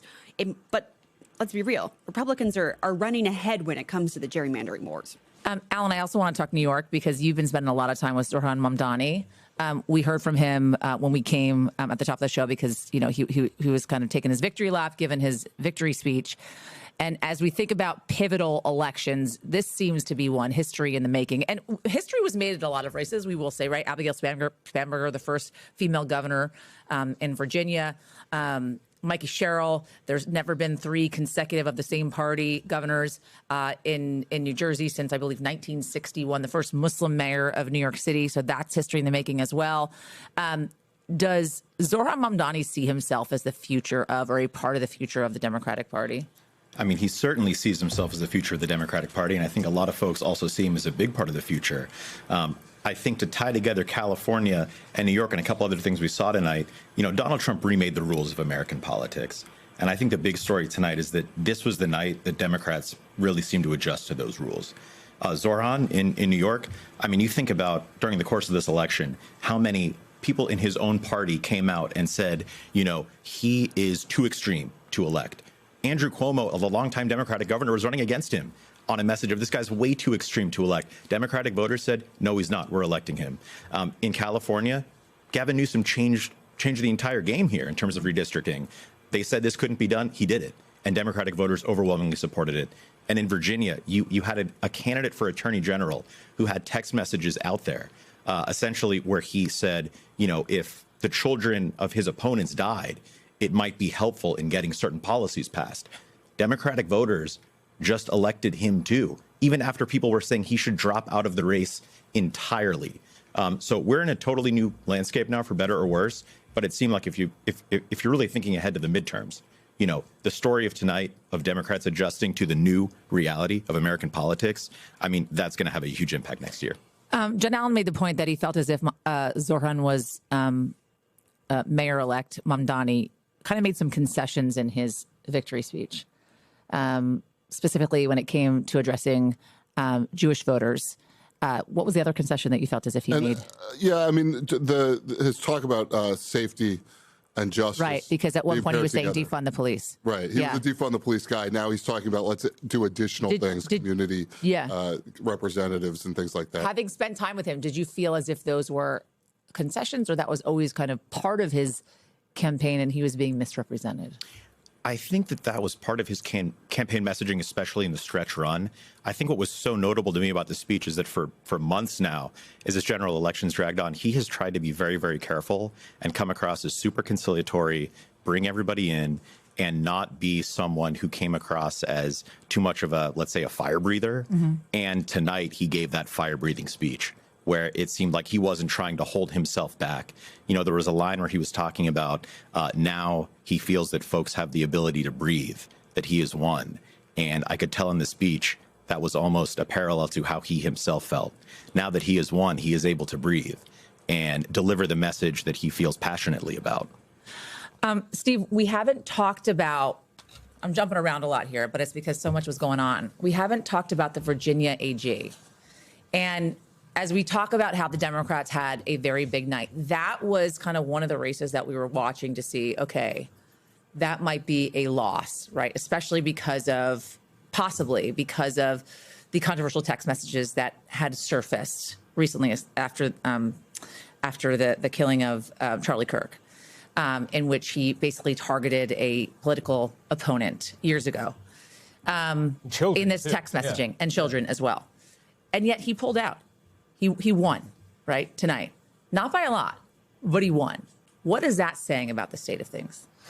Well, it says, I can leave the more subjective questions to others, but I think one thing it says is Spanberger won the state by that much. Right. Because that's what Democrats needed. I mean, just take a look right here. This convoluted path back to Virginia. Okay, we've made it. Here's the governor's race. So Spanberger leads by just over 15 points right now.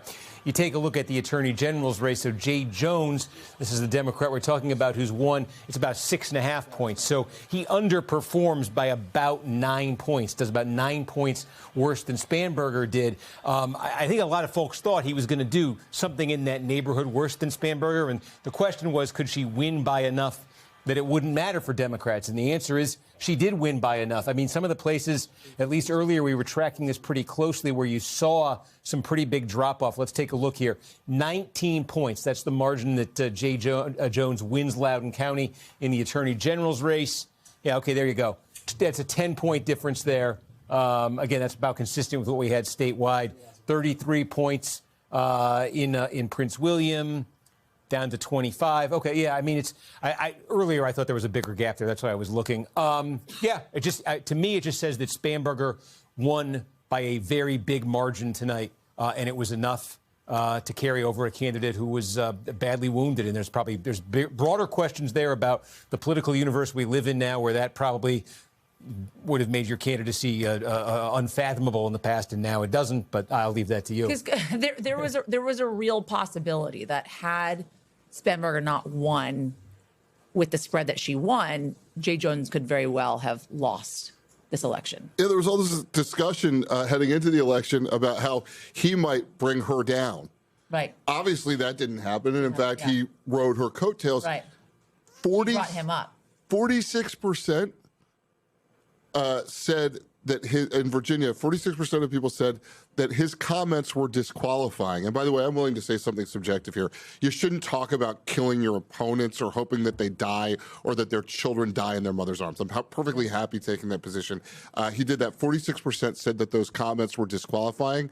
And like 9% of the people who said they were disqualifying voted for him anyway. Which tells you a little bit also about jerseys right now, about the red jerseys and the blue jerseys, and the willingness of Democrats to vote for Democrats that they find objectionable in the way that Republicans have been voting sometimes for a presidential candidate in Donald Trump that they find objectionable. Not obviously all Republicans or all Democrats, but some willing to vote for the jersey rather than necessarily all of the character traits that they would like. I got to throw one other thing in there. Please. The state lawmaker in Virginia who released the Jay Jones text messages, she lost her reelection race. Kornacki, I got one more question for you. Are there any poll insights on particular issues indicating existing gaps in Democratic strategies? I'm sorry, say it again. Are there any poll insights on particular issues indicating existing gaps in Dem strategies? In the strategies that Democrats have taken in their election practices. I'm trying to running. be nimble. Here's another one. What's the biggest data signal about Trump's hold on the GOP today? The biggest what signal? Data signal about Trump's GOP hold on the. Well, I mean, look, you could go into rural Virginia and, let me call up the governor's race. You can go into rural Virginia and you're going to see numbers for Earl Sears that are pretty much on par with Trump. So the core sort of base for Republicans in places, rural, small town Virginia, Earl Sears was able to kind of attain Trump levels there. But I think the problem for Earl Sears. The problem for Citarelli in New Jersey is, these are blue states ultimately. So sort of being a candidate associated with Trump in any way, with Trump, to me, that's just the overwhelming lesson of this is just about, with Trump back in the White House, how it's changed the political dynamics again in a way that I think makes it very difficult for Republicans in a state, pretty impossible for Republicans in a state like New Jersey and Virginia. And the punishment that Trump is going to dole out to these guys, I mean, to me, you look at Citarelli and Winsome Earl Sears, and, I think Earl Sears did not run a very good campaign, but they're not allowed to have differences with Trump in states that are Democratic. Both of those states went 6 points for Kamala Harris in 2024. You would think that any candidate running as a Republican in those states would want to find a way to distance themselves from Trump a little bit. And usually a president would allow candidates of their own party to do that a little bit in order to try to win over some moderate voters. But Donald Trump will punish anybody in the Republican Party who says anything that even sounds like a criticism of him. And so to me, the hold that Donald Trump has on his party is the inability of candidates like Citarelli and Winsome Earl Sears to distance themselves at all from Donald Trump in states that don't like Donald Trump. I have one. Sorry. Oh, you're totally good. I have two things to bounce off of that, though. A lot of online MAGA influencers tonight, when they're responding to why these candidates lost the elections, are saying they didn't hug Trump tight enough. And you also hear from a lot of Republicans who say, well, Donald Trump wasn't on the ballot, and that's why a lot of these guys lost. And I do want to talk about whether or not the Trump hugging actually is even working for anybody. I got one other hard question for you. They're asking what's your favorite energy drink. How do you stay up? How do you keep going? What's my favorite energy drink? Come on. You don't need to go to the board. 4.5 cups of coffee today. So 4.5? Probably still feeling But are we talking like coffee, like cups like this, or like Dunkin'. a venti, or Dunkin'? Oh, extra large Dunkin'. So we know what. America and Steve Kornacki run on Dunkin'. We know what he's getting for free now. We know the Starbucks stuff is too dark. Flowing. It's too. I can't deal. My digestive system can't take it. All right, we're taking another quick break. If you like our podcast, you like what you're hearing, subscribe wherever you get your podcasts, and put your comments on the YouTube channel below. We'll try and get them answered for you, and questions as well, and we'll try and get them answered for you. We'll be right back.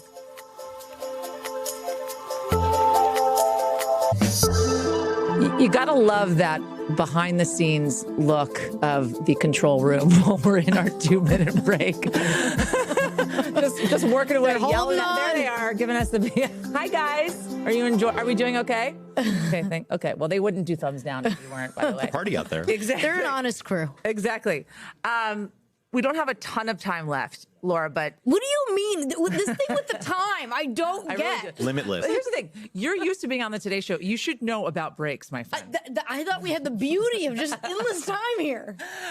You want to talk about Dems? Yeah, well, because I think, and it goes back to, I think, a conversation that Steve, you and I were having earlier, which is the poll that came out on Sunday that was talking about the image issue that Dems were having within their own party, right? Dems saying they have a problem with their own party, and yet Dems had a huge night tonight. Yes, although there were not that many races, to be clear. Right. And you can, make arguments about the candidates themselves. Right. But what the exit polls are showing on the favorability of the Democrats and how they view themselves, I think is pretty interesting. So in New Jersey, 50% unfavorable.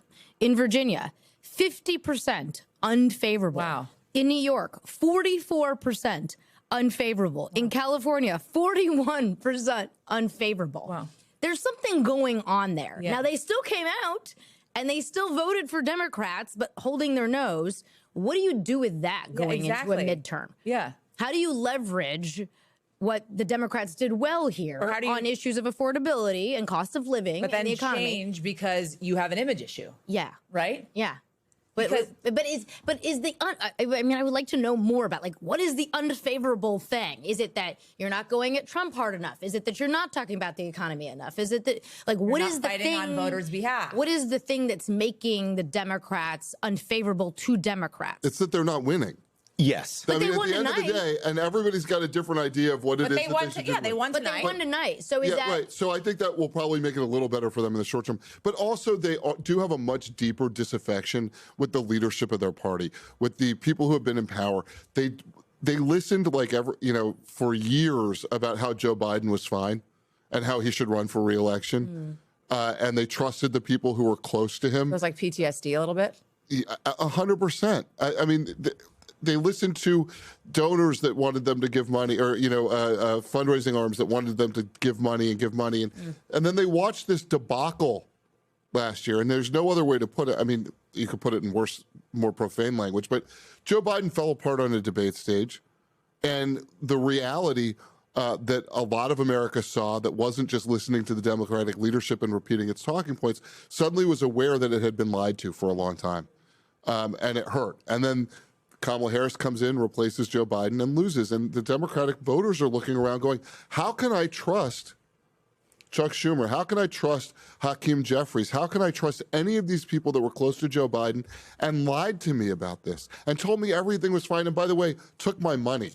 I mean, I think it makes absolute sense that a lot of voters are angry at the Democratic Party.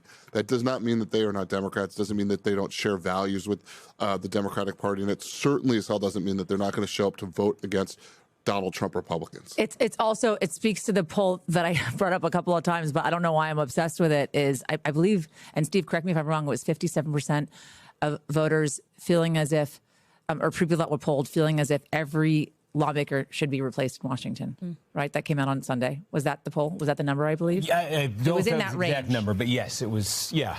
Yeah, it was in that range, which is kind of startling to think about, that every lawmaker in Washington needs to be replaced. That's 50. Well, we are in the middle of a shutdown. I mean, I'm surprised it's not higher, honestly. Right, I'm surprised it's like 120% of people said that they thought all the lawmakers should go. No one there. Members of Congress are almost as popular as journalists right now.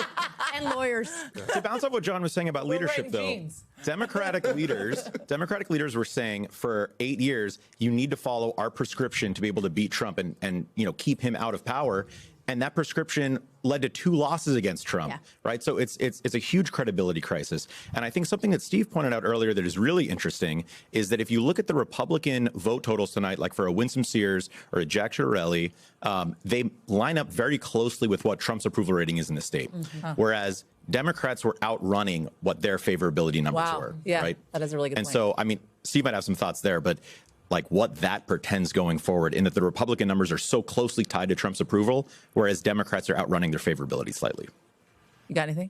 Well, I think one of the best positions to be in American politics is to be the opposition party when the incumbent president has an approval rating of, we said 43% nationally in our poll, or lower numbers basically in all the places you're looking at tonight. And it's a pretty good formula for success. So as long as Trump is at this level, I mean, we're seeing, there's a reason, I think, put it this way, there's a reason why New Jersey and Virginia have such a pronounced tendency to vote for the non-White House party in these year immediately after the presidential election gubernatorial contest. And there's a reason why in midterm elections there's only been 3 in the past century where the White House party has not lost seats. So we don't go into all these elections, these off-year elections, these midterm elections, saying this is a perfectly even playing field.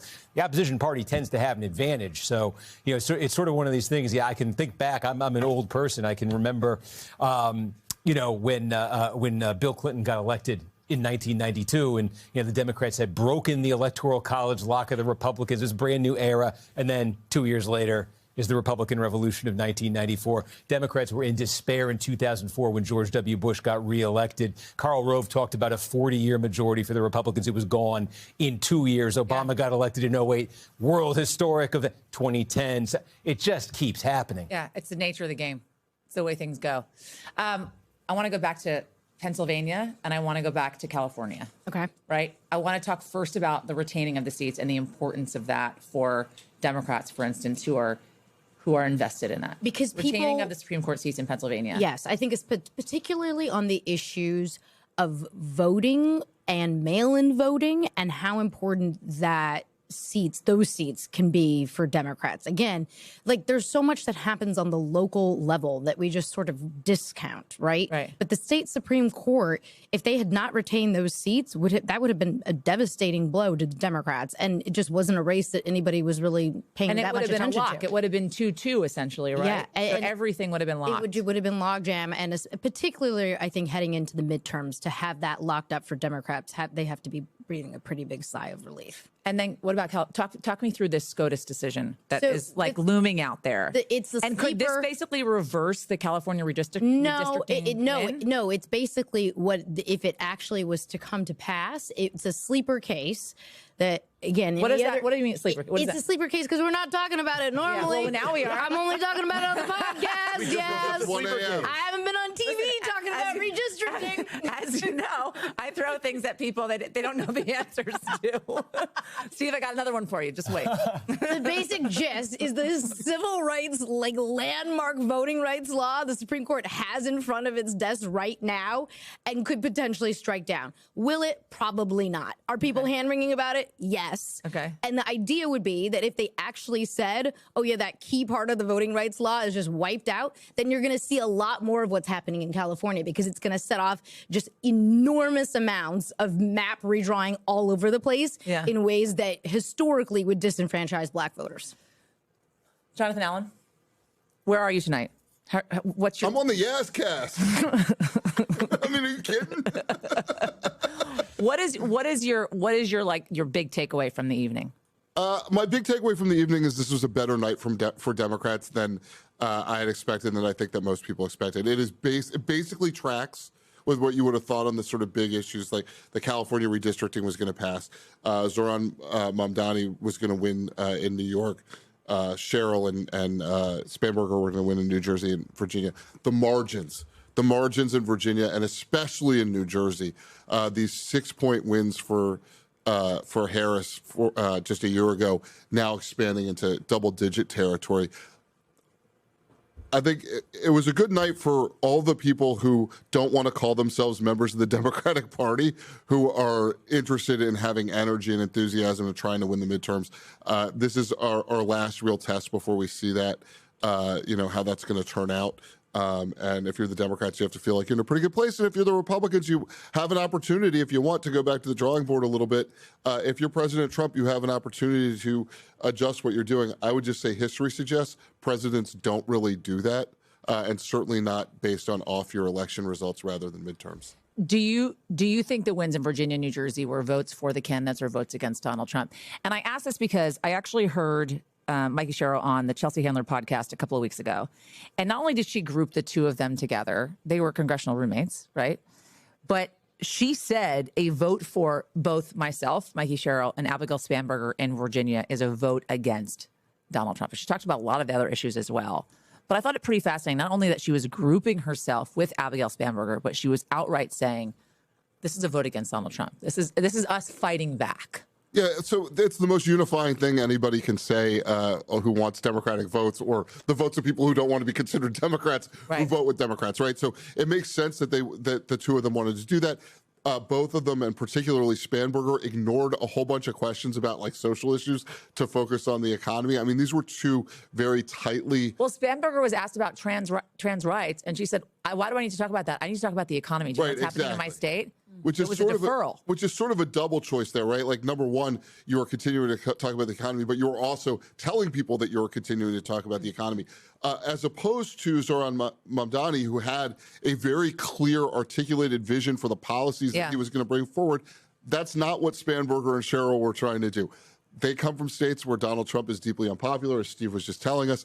That's the binding, unifying thing. That doesn't mean that they don't have a coalition or that they don't have people who believe in them. Both of them have records. Spanberger and Sherrill, to your point, very close when they were in Congress, and they were part of a slightly larger group of sort of national security women who were more moderate in Congress, along with Alyssa Slotkin, who's now a senator, and some others. So I think basically what you've got from them is just being smart and being like, the best way to win is to make sure that people who dislike Donald Trump vote for you. I think these margins suggest it was a little more than that. John Allen, thanks for coming up to New York from Washington. I mean, anytime. This is so much fun. It's been a real pleasure. And I got ready to throw a pretzel back in the event that you threw something at me. So. John, it's been a real pleasure. Laura Jarrett. I didn't know there was going to be a food fight at the end of this. You have the Today Show tomorrow morning, I believe. I do, indeed. But okay. I'm always happy to be with Yaz after dark. I adore you. Thank you. It's really awkward. Thanks. Alan Smith, you're staying with me a little bit longer, and so is Steve Kornacki. If you like what you hear, subscribe to Here's the Scoop and put your comments and your questions below on the YouTube page. We'll be right back, everybody.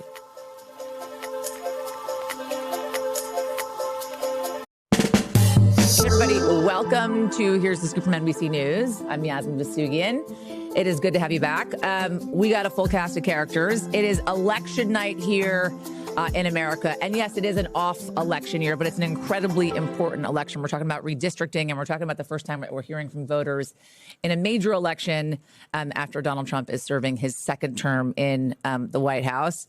I got Alan Smith on my left. He's NBC News politics reporter. Mel Zanona to my right. NBC News Capitol Hill correspondent. And then I got Steve Kornacki sitting down, everybody, because I know a lot of folks were a little bit worried about you standing for so long, and then they saw the lean. Steve is NBC News chief data analyst, and he is now seated and resting. Yeah, I appreciate it too. Let's talk through these results. A very, very big night, Steve, for Democrats. Yeah, no, and I think surprisingly, the scale of it, especially in Virginia, I mean, in Virginia, in New Jersey, I think if you had said at the start of the night that Abigail Spanberger in Virginia would win by, 15 points or so, I don't think that was crazy. The polling had been pretty solid for her. There were all sorts of issues, I think, with Winsome Earl-Sears, the Republican, and her candidacy from the beginning. But to be honest, New Jersey was a state when you talk to Republicans, they said, yeah, we're underdogs, but they thought they had a chance to win. They came into today believing they had a chance to win there. Jack Ciattarelli, the nominee, the Republican nominee there, had come very close 4 years ago. He only lost it by 3 points. There was a sense, I can tell you, that was shared by both Republicans and Democrats in New Jersey that Mikey Sherrill had not run a good campaign and that she had made herself vulnerable to attacks from Ciattarelli. There was an ad that ran that was simply 30 seconds of Mikey Sherrill doing an interview with a CBS affiliate in New York City, asking her the question, what's the first thing you do as governor? And she hems and haws for 30 seconds. That was the entire ad that the Ciattarelli campaign put together. I thought that might be an effective ad. And when you look at these results tonight, I mean, this is going to be probably a 12, 13-point margin here for Mikey Sherrill in this race. And I think to me, there's no avoiding it in these results, the Trump factor.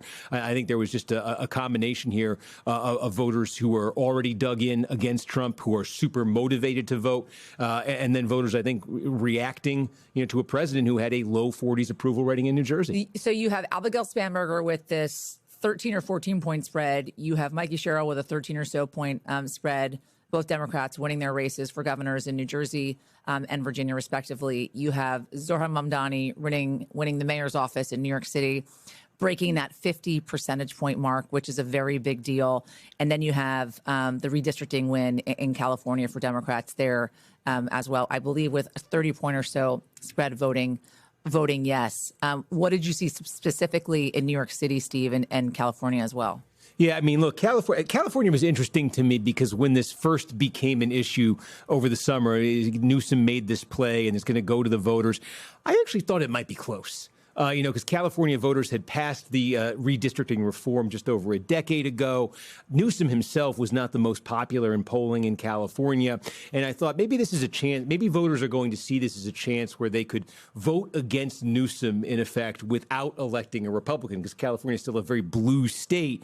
They didn't seem nuts about Newsom. That's not at all what happened here. This just became a referendum on Donald Trump. That's how Newsom conceived it. That's how Democrats campaigned on it. And you looked at Trump's approval rating in our exit poll in California, and it almost perfectly matches, how if you approved of Trump and you voted no on this, that's about 35%. If you disapprove of Trump, you voted yes, that's about 65%.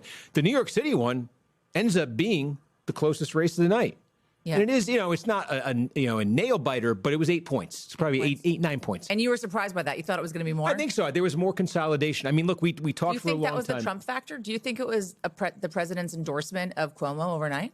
Last night? So I think it's possible that further consolidated it at the end. We do have the benefit in New York City, the way they released the vote. The first 40% of the vote that came out instantly is vote that was cast well before Election Day.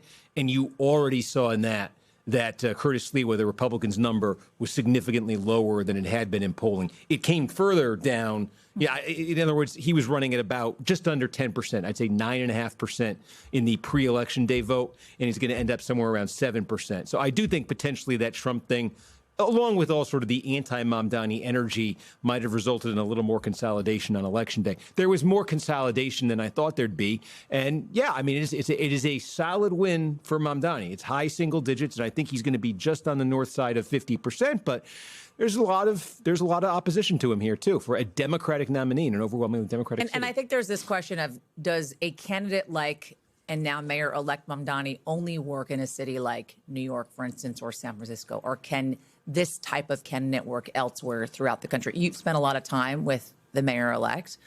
How does he view his candidacy, and what do you think Democrats are going to take from his win? So I think he views himself as someone who's a huge part of the Democratic Party's future, and so do his progressive allies. Yeah. I think the interesting thing is when you think ahead to the midterms and you think about the kinds of districts that are going to be contested, fewer of them after redistricting, those are the kinds of districts where someone who's more on the center left or center right tends to win. And those are the kinds of districts where Republicans are going to be trying to insert Mamdani as a wedge issue. So how does he play in those districts, I think is going to be a huge part of the story going forward. But, talking about the results in New York, I think the bigger thing for Mamdani wasn't the amount of points that he ended up beating Cuomo or Sliwa by. It was the fact that he topped 50%. So if you take Cuomo and Sliwa's totals and combine them, it's still not greater than what he got. And it was the 50% number that he was going to take as the mandate to enact the agenda. If he was at below 50%, that opposition would have been much, much stronger to be able to say, well, look, Cuomo and Sliwa, they split this opposition vote. It was greater than the total of people who voted for you. You don't actually represent what New York wanted. So as the 50% plus one was just such a huge thing for his ability to govern moving forward. It's very similar to why Donald Trump wanted to win the popular vote, right? He was able to take office and say, I have a mandate because I didn't just win the Electoral College, I finally won the popular vote too. Who was Mamdani taking a page from? Did he tell you at all who he was looking to as his North Star? I mean, and I asked that, Alan, because you spent so much time with him, but also because he seemed to be a combination of former President Barack Obama, current President Donald Trump, Senator Bernie Sanders. He took a page from each one of them. He, I think, definitely would say Bernie Sanders. He would definitely say AOC. I think it was so interesting in his speech tonight, the first politician he referenced was Eugene Debs. Yeah. The, prominent socialist from the 19th and 20th century. Yeah. I don't think he wants to repeat the politics of another politician. You listen to his speech tonight, he wants to be creating something entirely new. He's asked on the debate stage, the NBC debate, who's the greatest modern president, FDR. He references Fiorello LaGuardia, but that's just in the sense of being able to accomplish huge things. So he's thinking about creating a new politics rather than, emulating someone else, even someone like a Barack Obama or a Bernie Sanders. If we're talking about Virginia, Steve, with the exit polls, what was the most important thing to voters?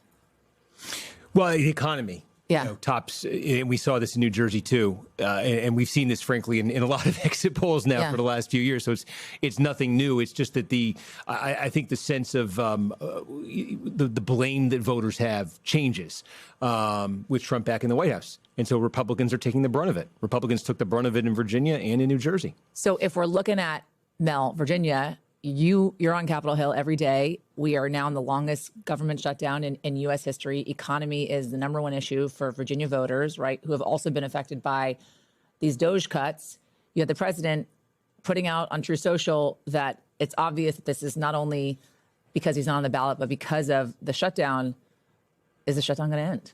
Well, the suggestion there is that Republicans are getting the blame for the shutdown, which is something that Republicans have not admitted on Capitol Hill. So that was a really fascinating post for him. The question about the shutdown ending, I think going into tonight, we thought that by tomorrow, Democrats would have a pretty good night tonight and that it would help soften the ground for them to essentially cave, come to a bipartisan deal, finally reopen the government. I think after tonight, after such big wins, I think progressives are going to have a lot more to say about the idea of them caving. So it actually might prevent a opening of the government, especially after they're looking at the results because tonight. Democrats are going to say, we're doing the right thing. Yeah, the voters are behind us. Our message is breaking through. They want us to fight, even in a place like Virginia, where there are furloughed workers right now, not getting paid, still voting for Democrats. And if Republicans are getting the blame, They want Trump and Republicans to come to the table, not the other way around. So it's an open question of whether this is going to force an opening or prolong it even more. And Steve, this spread in states like Virginia and New Jersey speaks to kind of the enthusiasm with the Democrats right now, right? Because there was an expectation, if we looked at New Jersey, for instance, that if Mikey Sherrill had a smaller win, maybe 4 or 5 points, Republicans could feasibly see that as a win, that they had made gains in New Jersey. Maybe New Jersey would feasibly be up for grabs in the next presidential election. But in fact, not only did that not happen, she had a pretty big spread, as did Abigail Spanberger, which is even more messaging to the Republicans. Well, yeah, I mean, look, the last 2 elections before this in New Jersey, where Trump losing by 6 points last year, that was actually his second biggest improvement in any state in the country. He'd lost it by 16 points back in 2020, got it all the way down to 6 last year. And Ciattarelli had only lost it by 3 points back in 2021. And what was so interesting about it was in Trump getting it to 6 and in Ciattarelli getting it to 3, they each had basically not totally, but they had very different coalitions, very different strengths that allowed them to do that. And so the Ciattarelli campaign was premised this year on trying to combine those two things. And what was that? Well, Ciattarelli's strength in 2021 was the suburbanites who the Republican Party had been losing since Donald Trump had become the nominee, the face of the party back in 2016. Ciattarelli did very well with them in 2021. And the other thing that he wanted to get were the non-white gains that Trump made in 2024, particularly with Hispanic voters, but also with Asian American voters. That's how Trump got it down to 6 points. And if you could combine those two things, you win New Jersey. So that was what Ciattarelli's campaign tried to do. And you're just looking at these results and you're seeing, well, first of all, those suburban gains that Ciattarelli made, now that Trump's back in the White House, I don't think a Republican's going to be making them. He was able to make them when Trump was the ex-president. And I don't think people were not sure at all he was running again in 2024. And the non-white gains, was this a Trump-specific thing that happened in 2024, or was this a broader movement toward the Republican Party? Well, let's see. Here's a candidate not named Trump, with no Trump on the ballot, running in the same state, in the same place. And we see a complete reversion to the pre-Trump level of Republican support. Go ahead. I just wanted to toss in for a second. I mean, Steve will have a better sense of this than me, but the historic nature of, a statewide general election, you're a candidate like Ciattarelli, you're entering election day thinking you have a chance to win. The polling's 2, 3, 4 points, and he's now going to lose by 13 to 15 points. I mean, that's incredibly rare to see a polling miss that substantial in a statewide general election. But do you think that's a polling miss, or do you think that was a judgment miss by Jack Ciattarelli and his team? Democrats are surprised. I've talked to Democrats. Oh, really? Democrats are surprised? I mean, they're now going to tell you we had this all along. I was talking to Democrats before this. And again, the thing you would generally hear from Democrats is, she's run a terrible campaign. Really? Yeah. Oh, you heard this from... And they would say, she's run a terrible campaign, but I think the Trump factor may be in save us. That's what you would hear. Okay. I think most Democrats I talked to, if you pushed them, thought she would win, but they thought she would underperform. Right. And Republicans were hopeful they would win. Yeah, I mean, they were even looking at the state saying, if we have a good night tonight, Republicans in New Jersey, this might be competitive in 2028. I still think that was probably a fool's errand for them. But that's how they were thinking about New Jersey heading into tonight. And by the way, Republicans have really tried to spin this as, well, in Virginia, it was a bad candidate. She ran a terrible campaign. That's a lot harder to say with Ciattarelli because he's someone who was endorsed by the president. Who was endorsed by the president, who was up against a candidate that they thought ran a bad campaign on the Democratic side, and someone who came up short very closely, though, in a past governor's race. The president put out on True Social just hours before polls closed in the state of New Jersey that there's a big turnout in New Jersey for my guy, Jack Ciattarelli. And of course, I'm paraphrasing here. There's a lot of enthusiasm. Republicans are going to take it. And that's exactly not what happened. Right. So if you are in the Capitol, you're a Republican, you're a Democrat, how are you seizing this moment and what are you learning from this moment? So let's start with the Dems, right? How are you seizing this moment and this momentum to take you into the midterms? What are they going to do, especially if some of them thought the way that Steve just talked about, which is Mikey Sherrill wasn't a very good candidate, but maybe we can bank on the fact that people just don't like Donald Trump. Yeah, I do think that is probably going to be the message that Democrats take away from tonight. That being said, I think there's also a risk for Democrats in only running an anti-Trump campaign.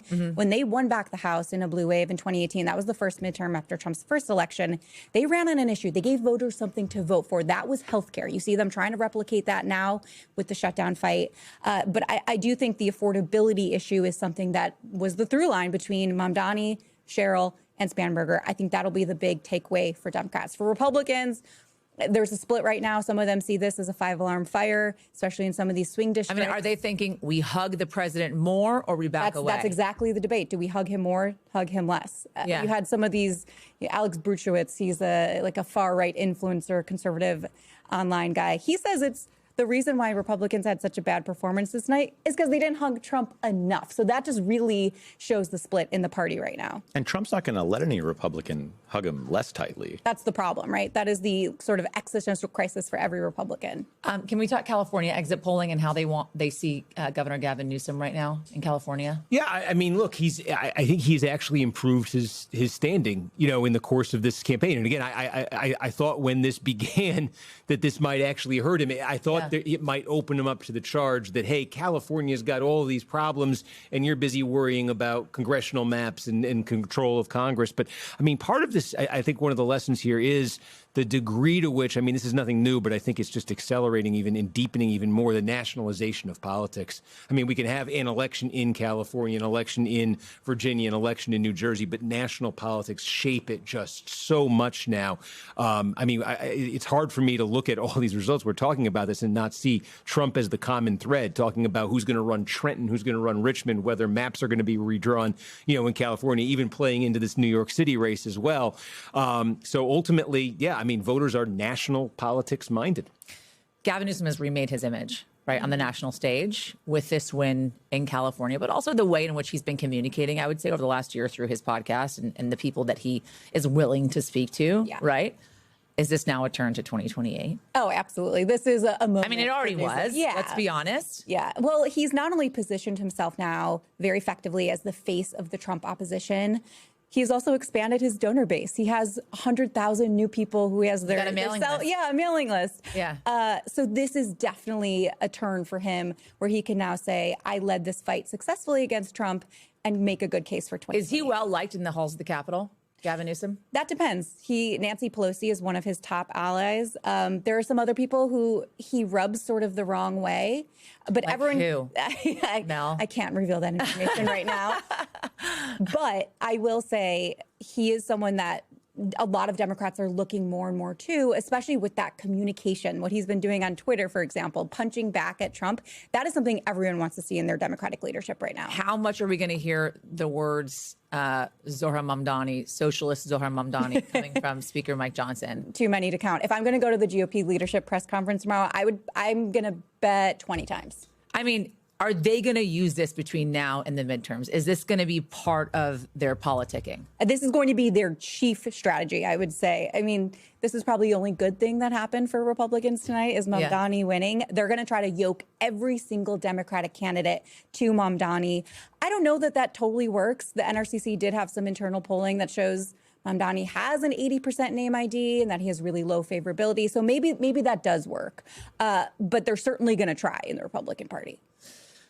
Steve Kornacki, what is your biggest takeaway from election night as we look ahead to the midterms and beyond? So we had a finding in our poll on Sunday, our NBC News poll, that I think a lot of people, I know there was a lot of skepticism about, and that is we ask about the generic ballot. Which party do you want to see control Congress in the 2026 midterm elections? We had the Democrats leading by 8 points on that. There are some other polls that have the Democrats up, but generally not by as much. One of the stories this year has been in a lot of the polling in the spring and summer, the generic ballot was staying pretty close, and Republicans were taking a lot of heart from that. Because if you went back to Trump's first term, early on, the generic ballot opened up in 2017, 2018 for the Democrats, and it stayed there, and there was the blue wave in the 2018 midterms. So into the fall of this year, the generic ballot was pretty tight, and Republicans were saying, see, it's going to be different in 2026. The generic ballot is tight this time. The Democrats have this massive image problem. And we saw in our poll on Sunday that Trump's numbers had fallen, that Trump got very low marks on the economy, and that Republicans and Trump were blamed more than Democrats on the government shutdown, and that the generic ballot margin had opened up. when I see the results in Virginia tonight, but when I really see those results in New Jersey and in parts of New Jersey that were supposed to be politically competitive and were politically competitive in the last election, they are entirely consistent with a generic ballot that has the Democrats ahead by 8 points. So I know there might be a tendency to look at this and say it's just Virginia, it's just New Jersey. Yeah. And it is. I mean, there's caution is always warranted with these things. But these are the kinds of results when you look inside these states to the more politically competitive sort of bellwether parts of these states that you could say there's a lot of places, a lot of swing districts next year that have these same characteristics. And I think that +8 Democratic lead in the generic ballot, I'd say that looks like an accurate finding right now. Steve Kornacki, it's been a long one. Thank you. You got it. Alan Smith, thank you. Mel Zanona, thank you as well. It has been quite an election eve. We thank you all for joining us. And Here's a Scoop from NBC News. We'll see you later on today, everybody, because we're bringing you another pod dropping this afternoon. If you like what you heard, subscribe wherever you get your podcasts. We'll see you then.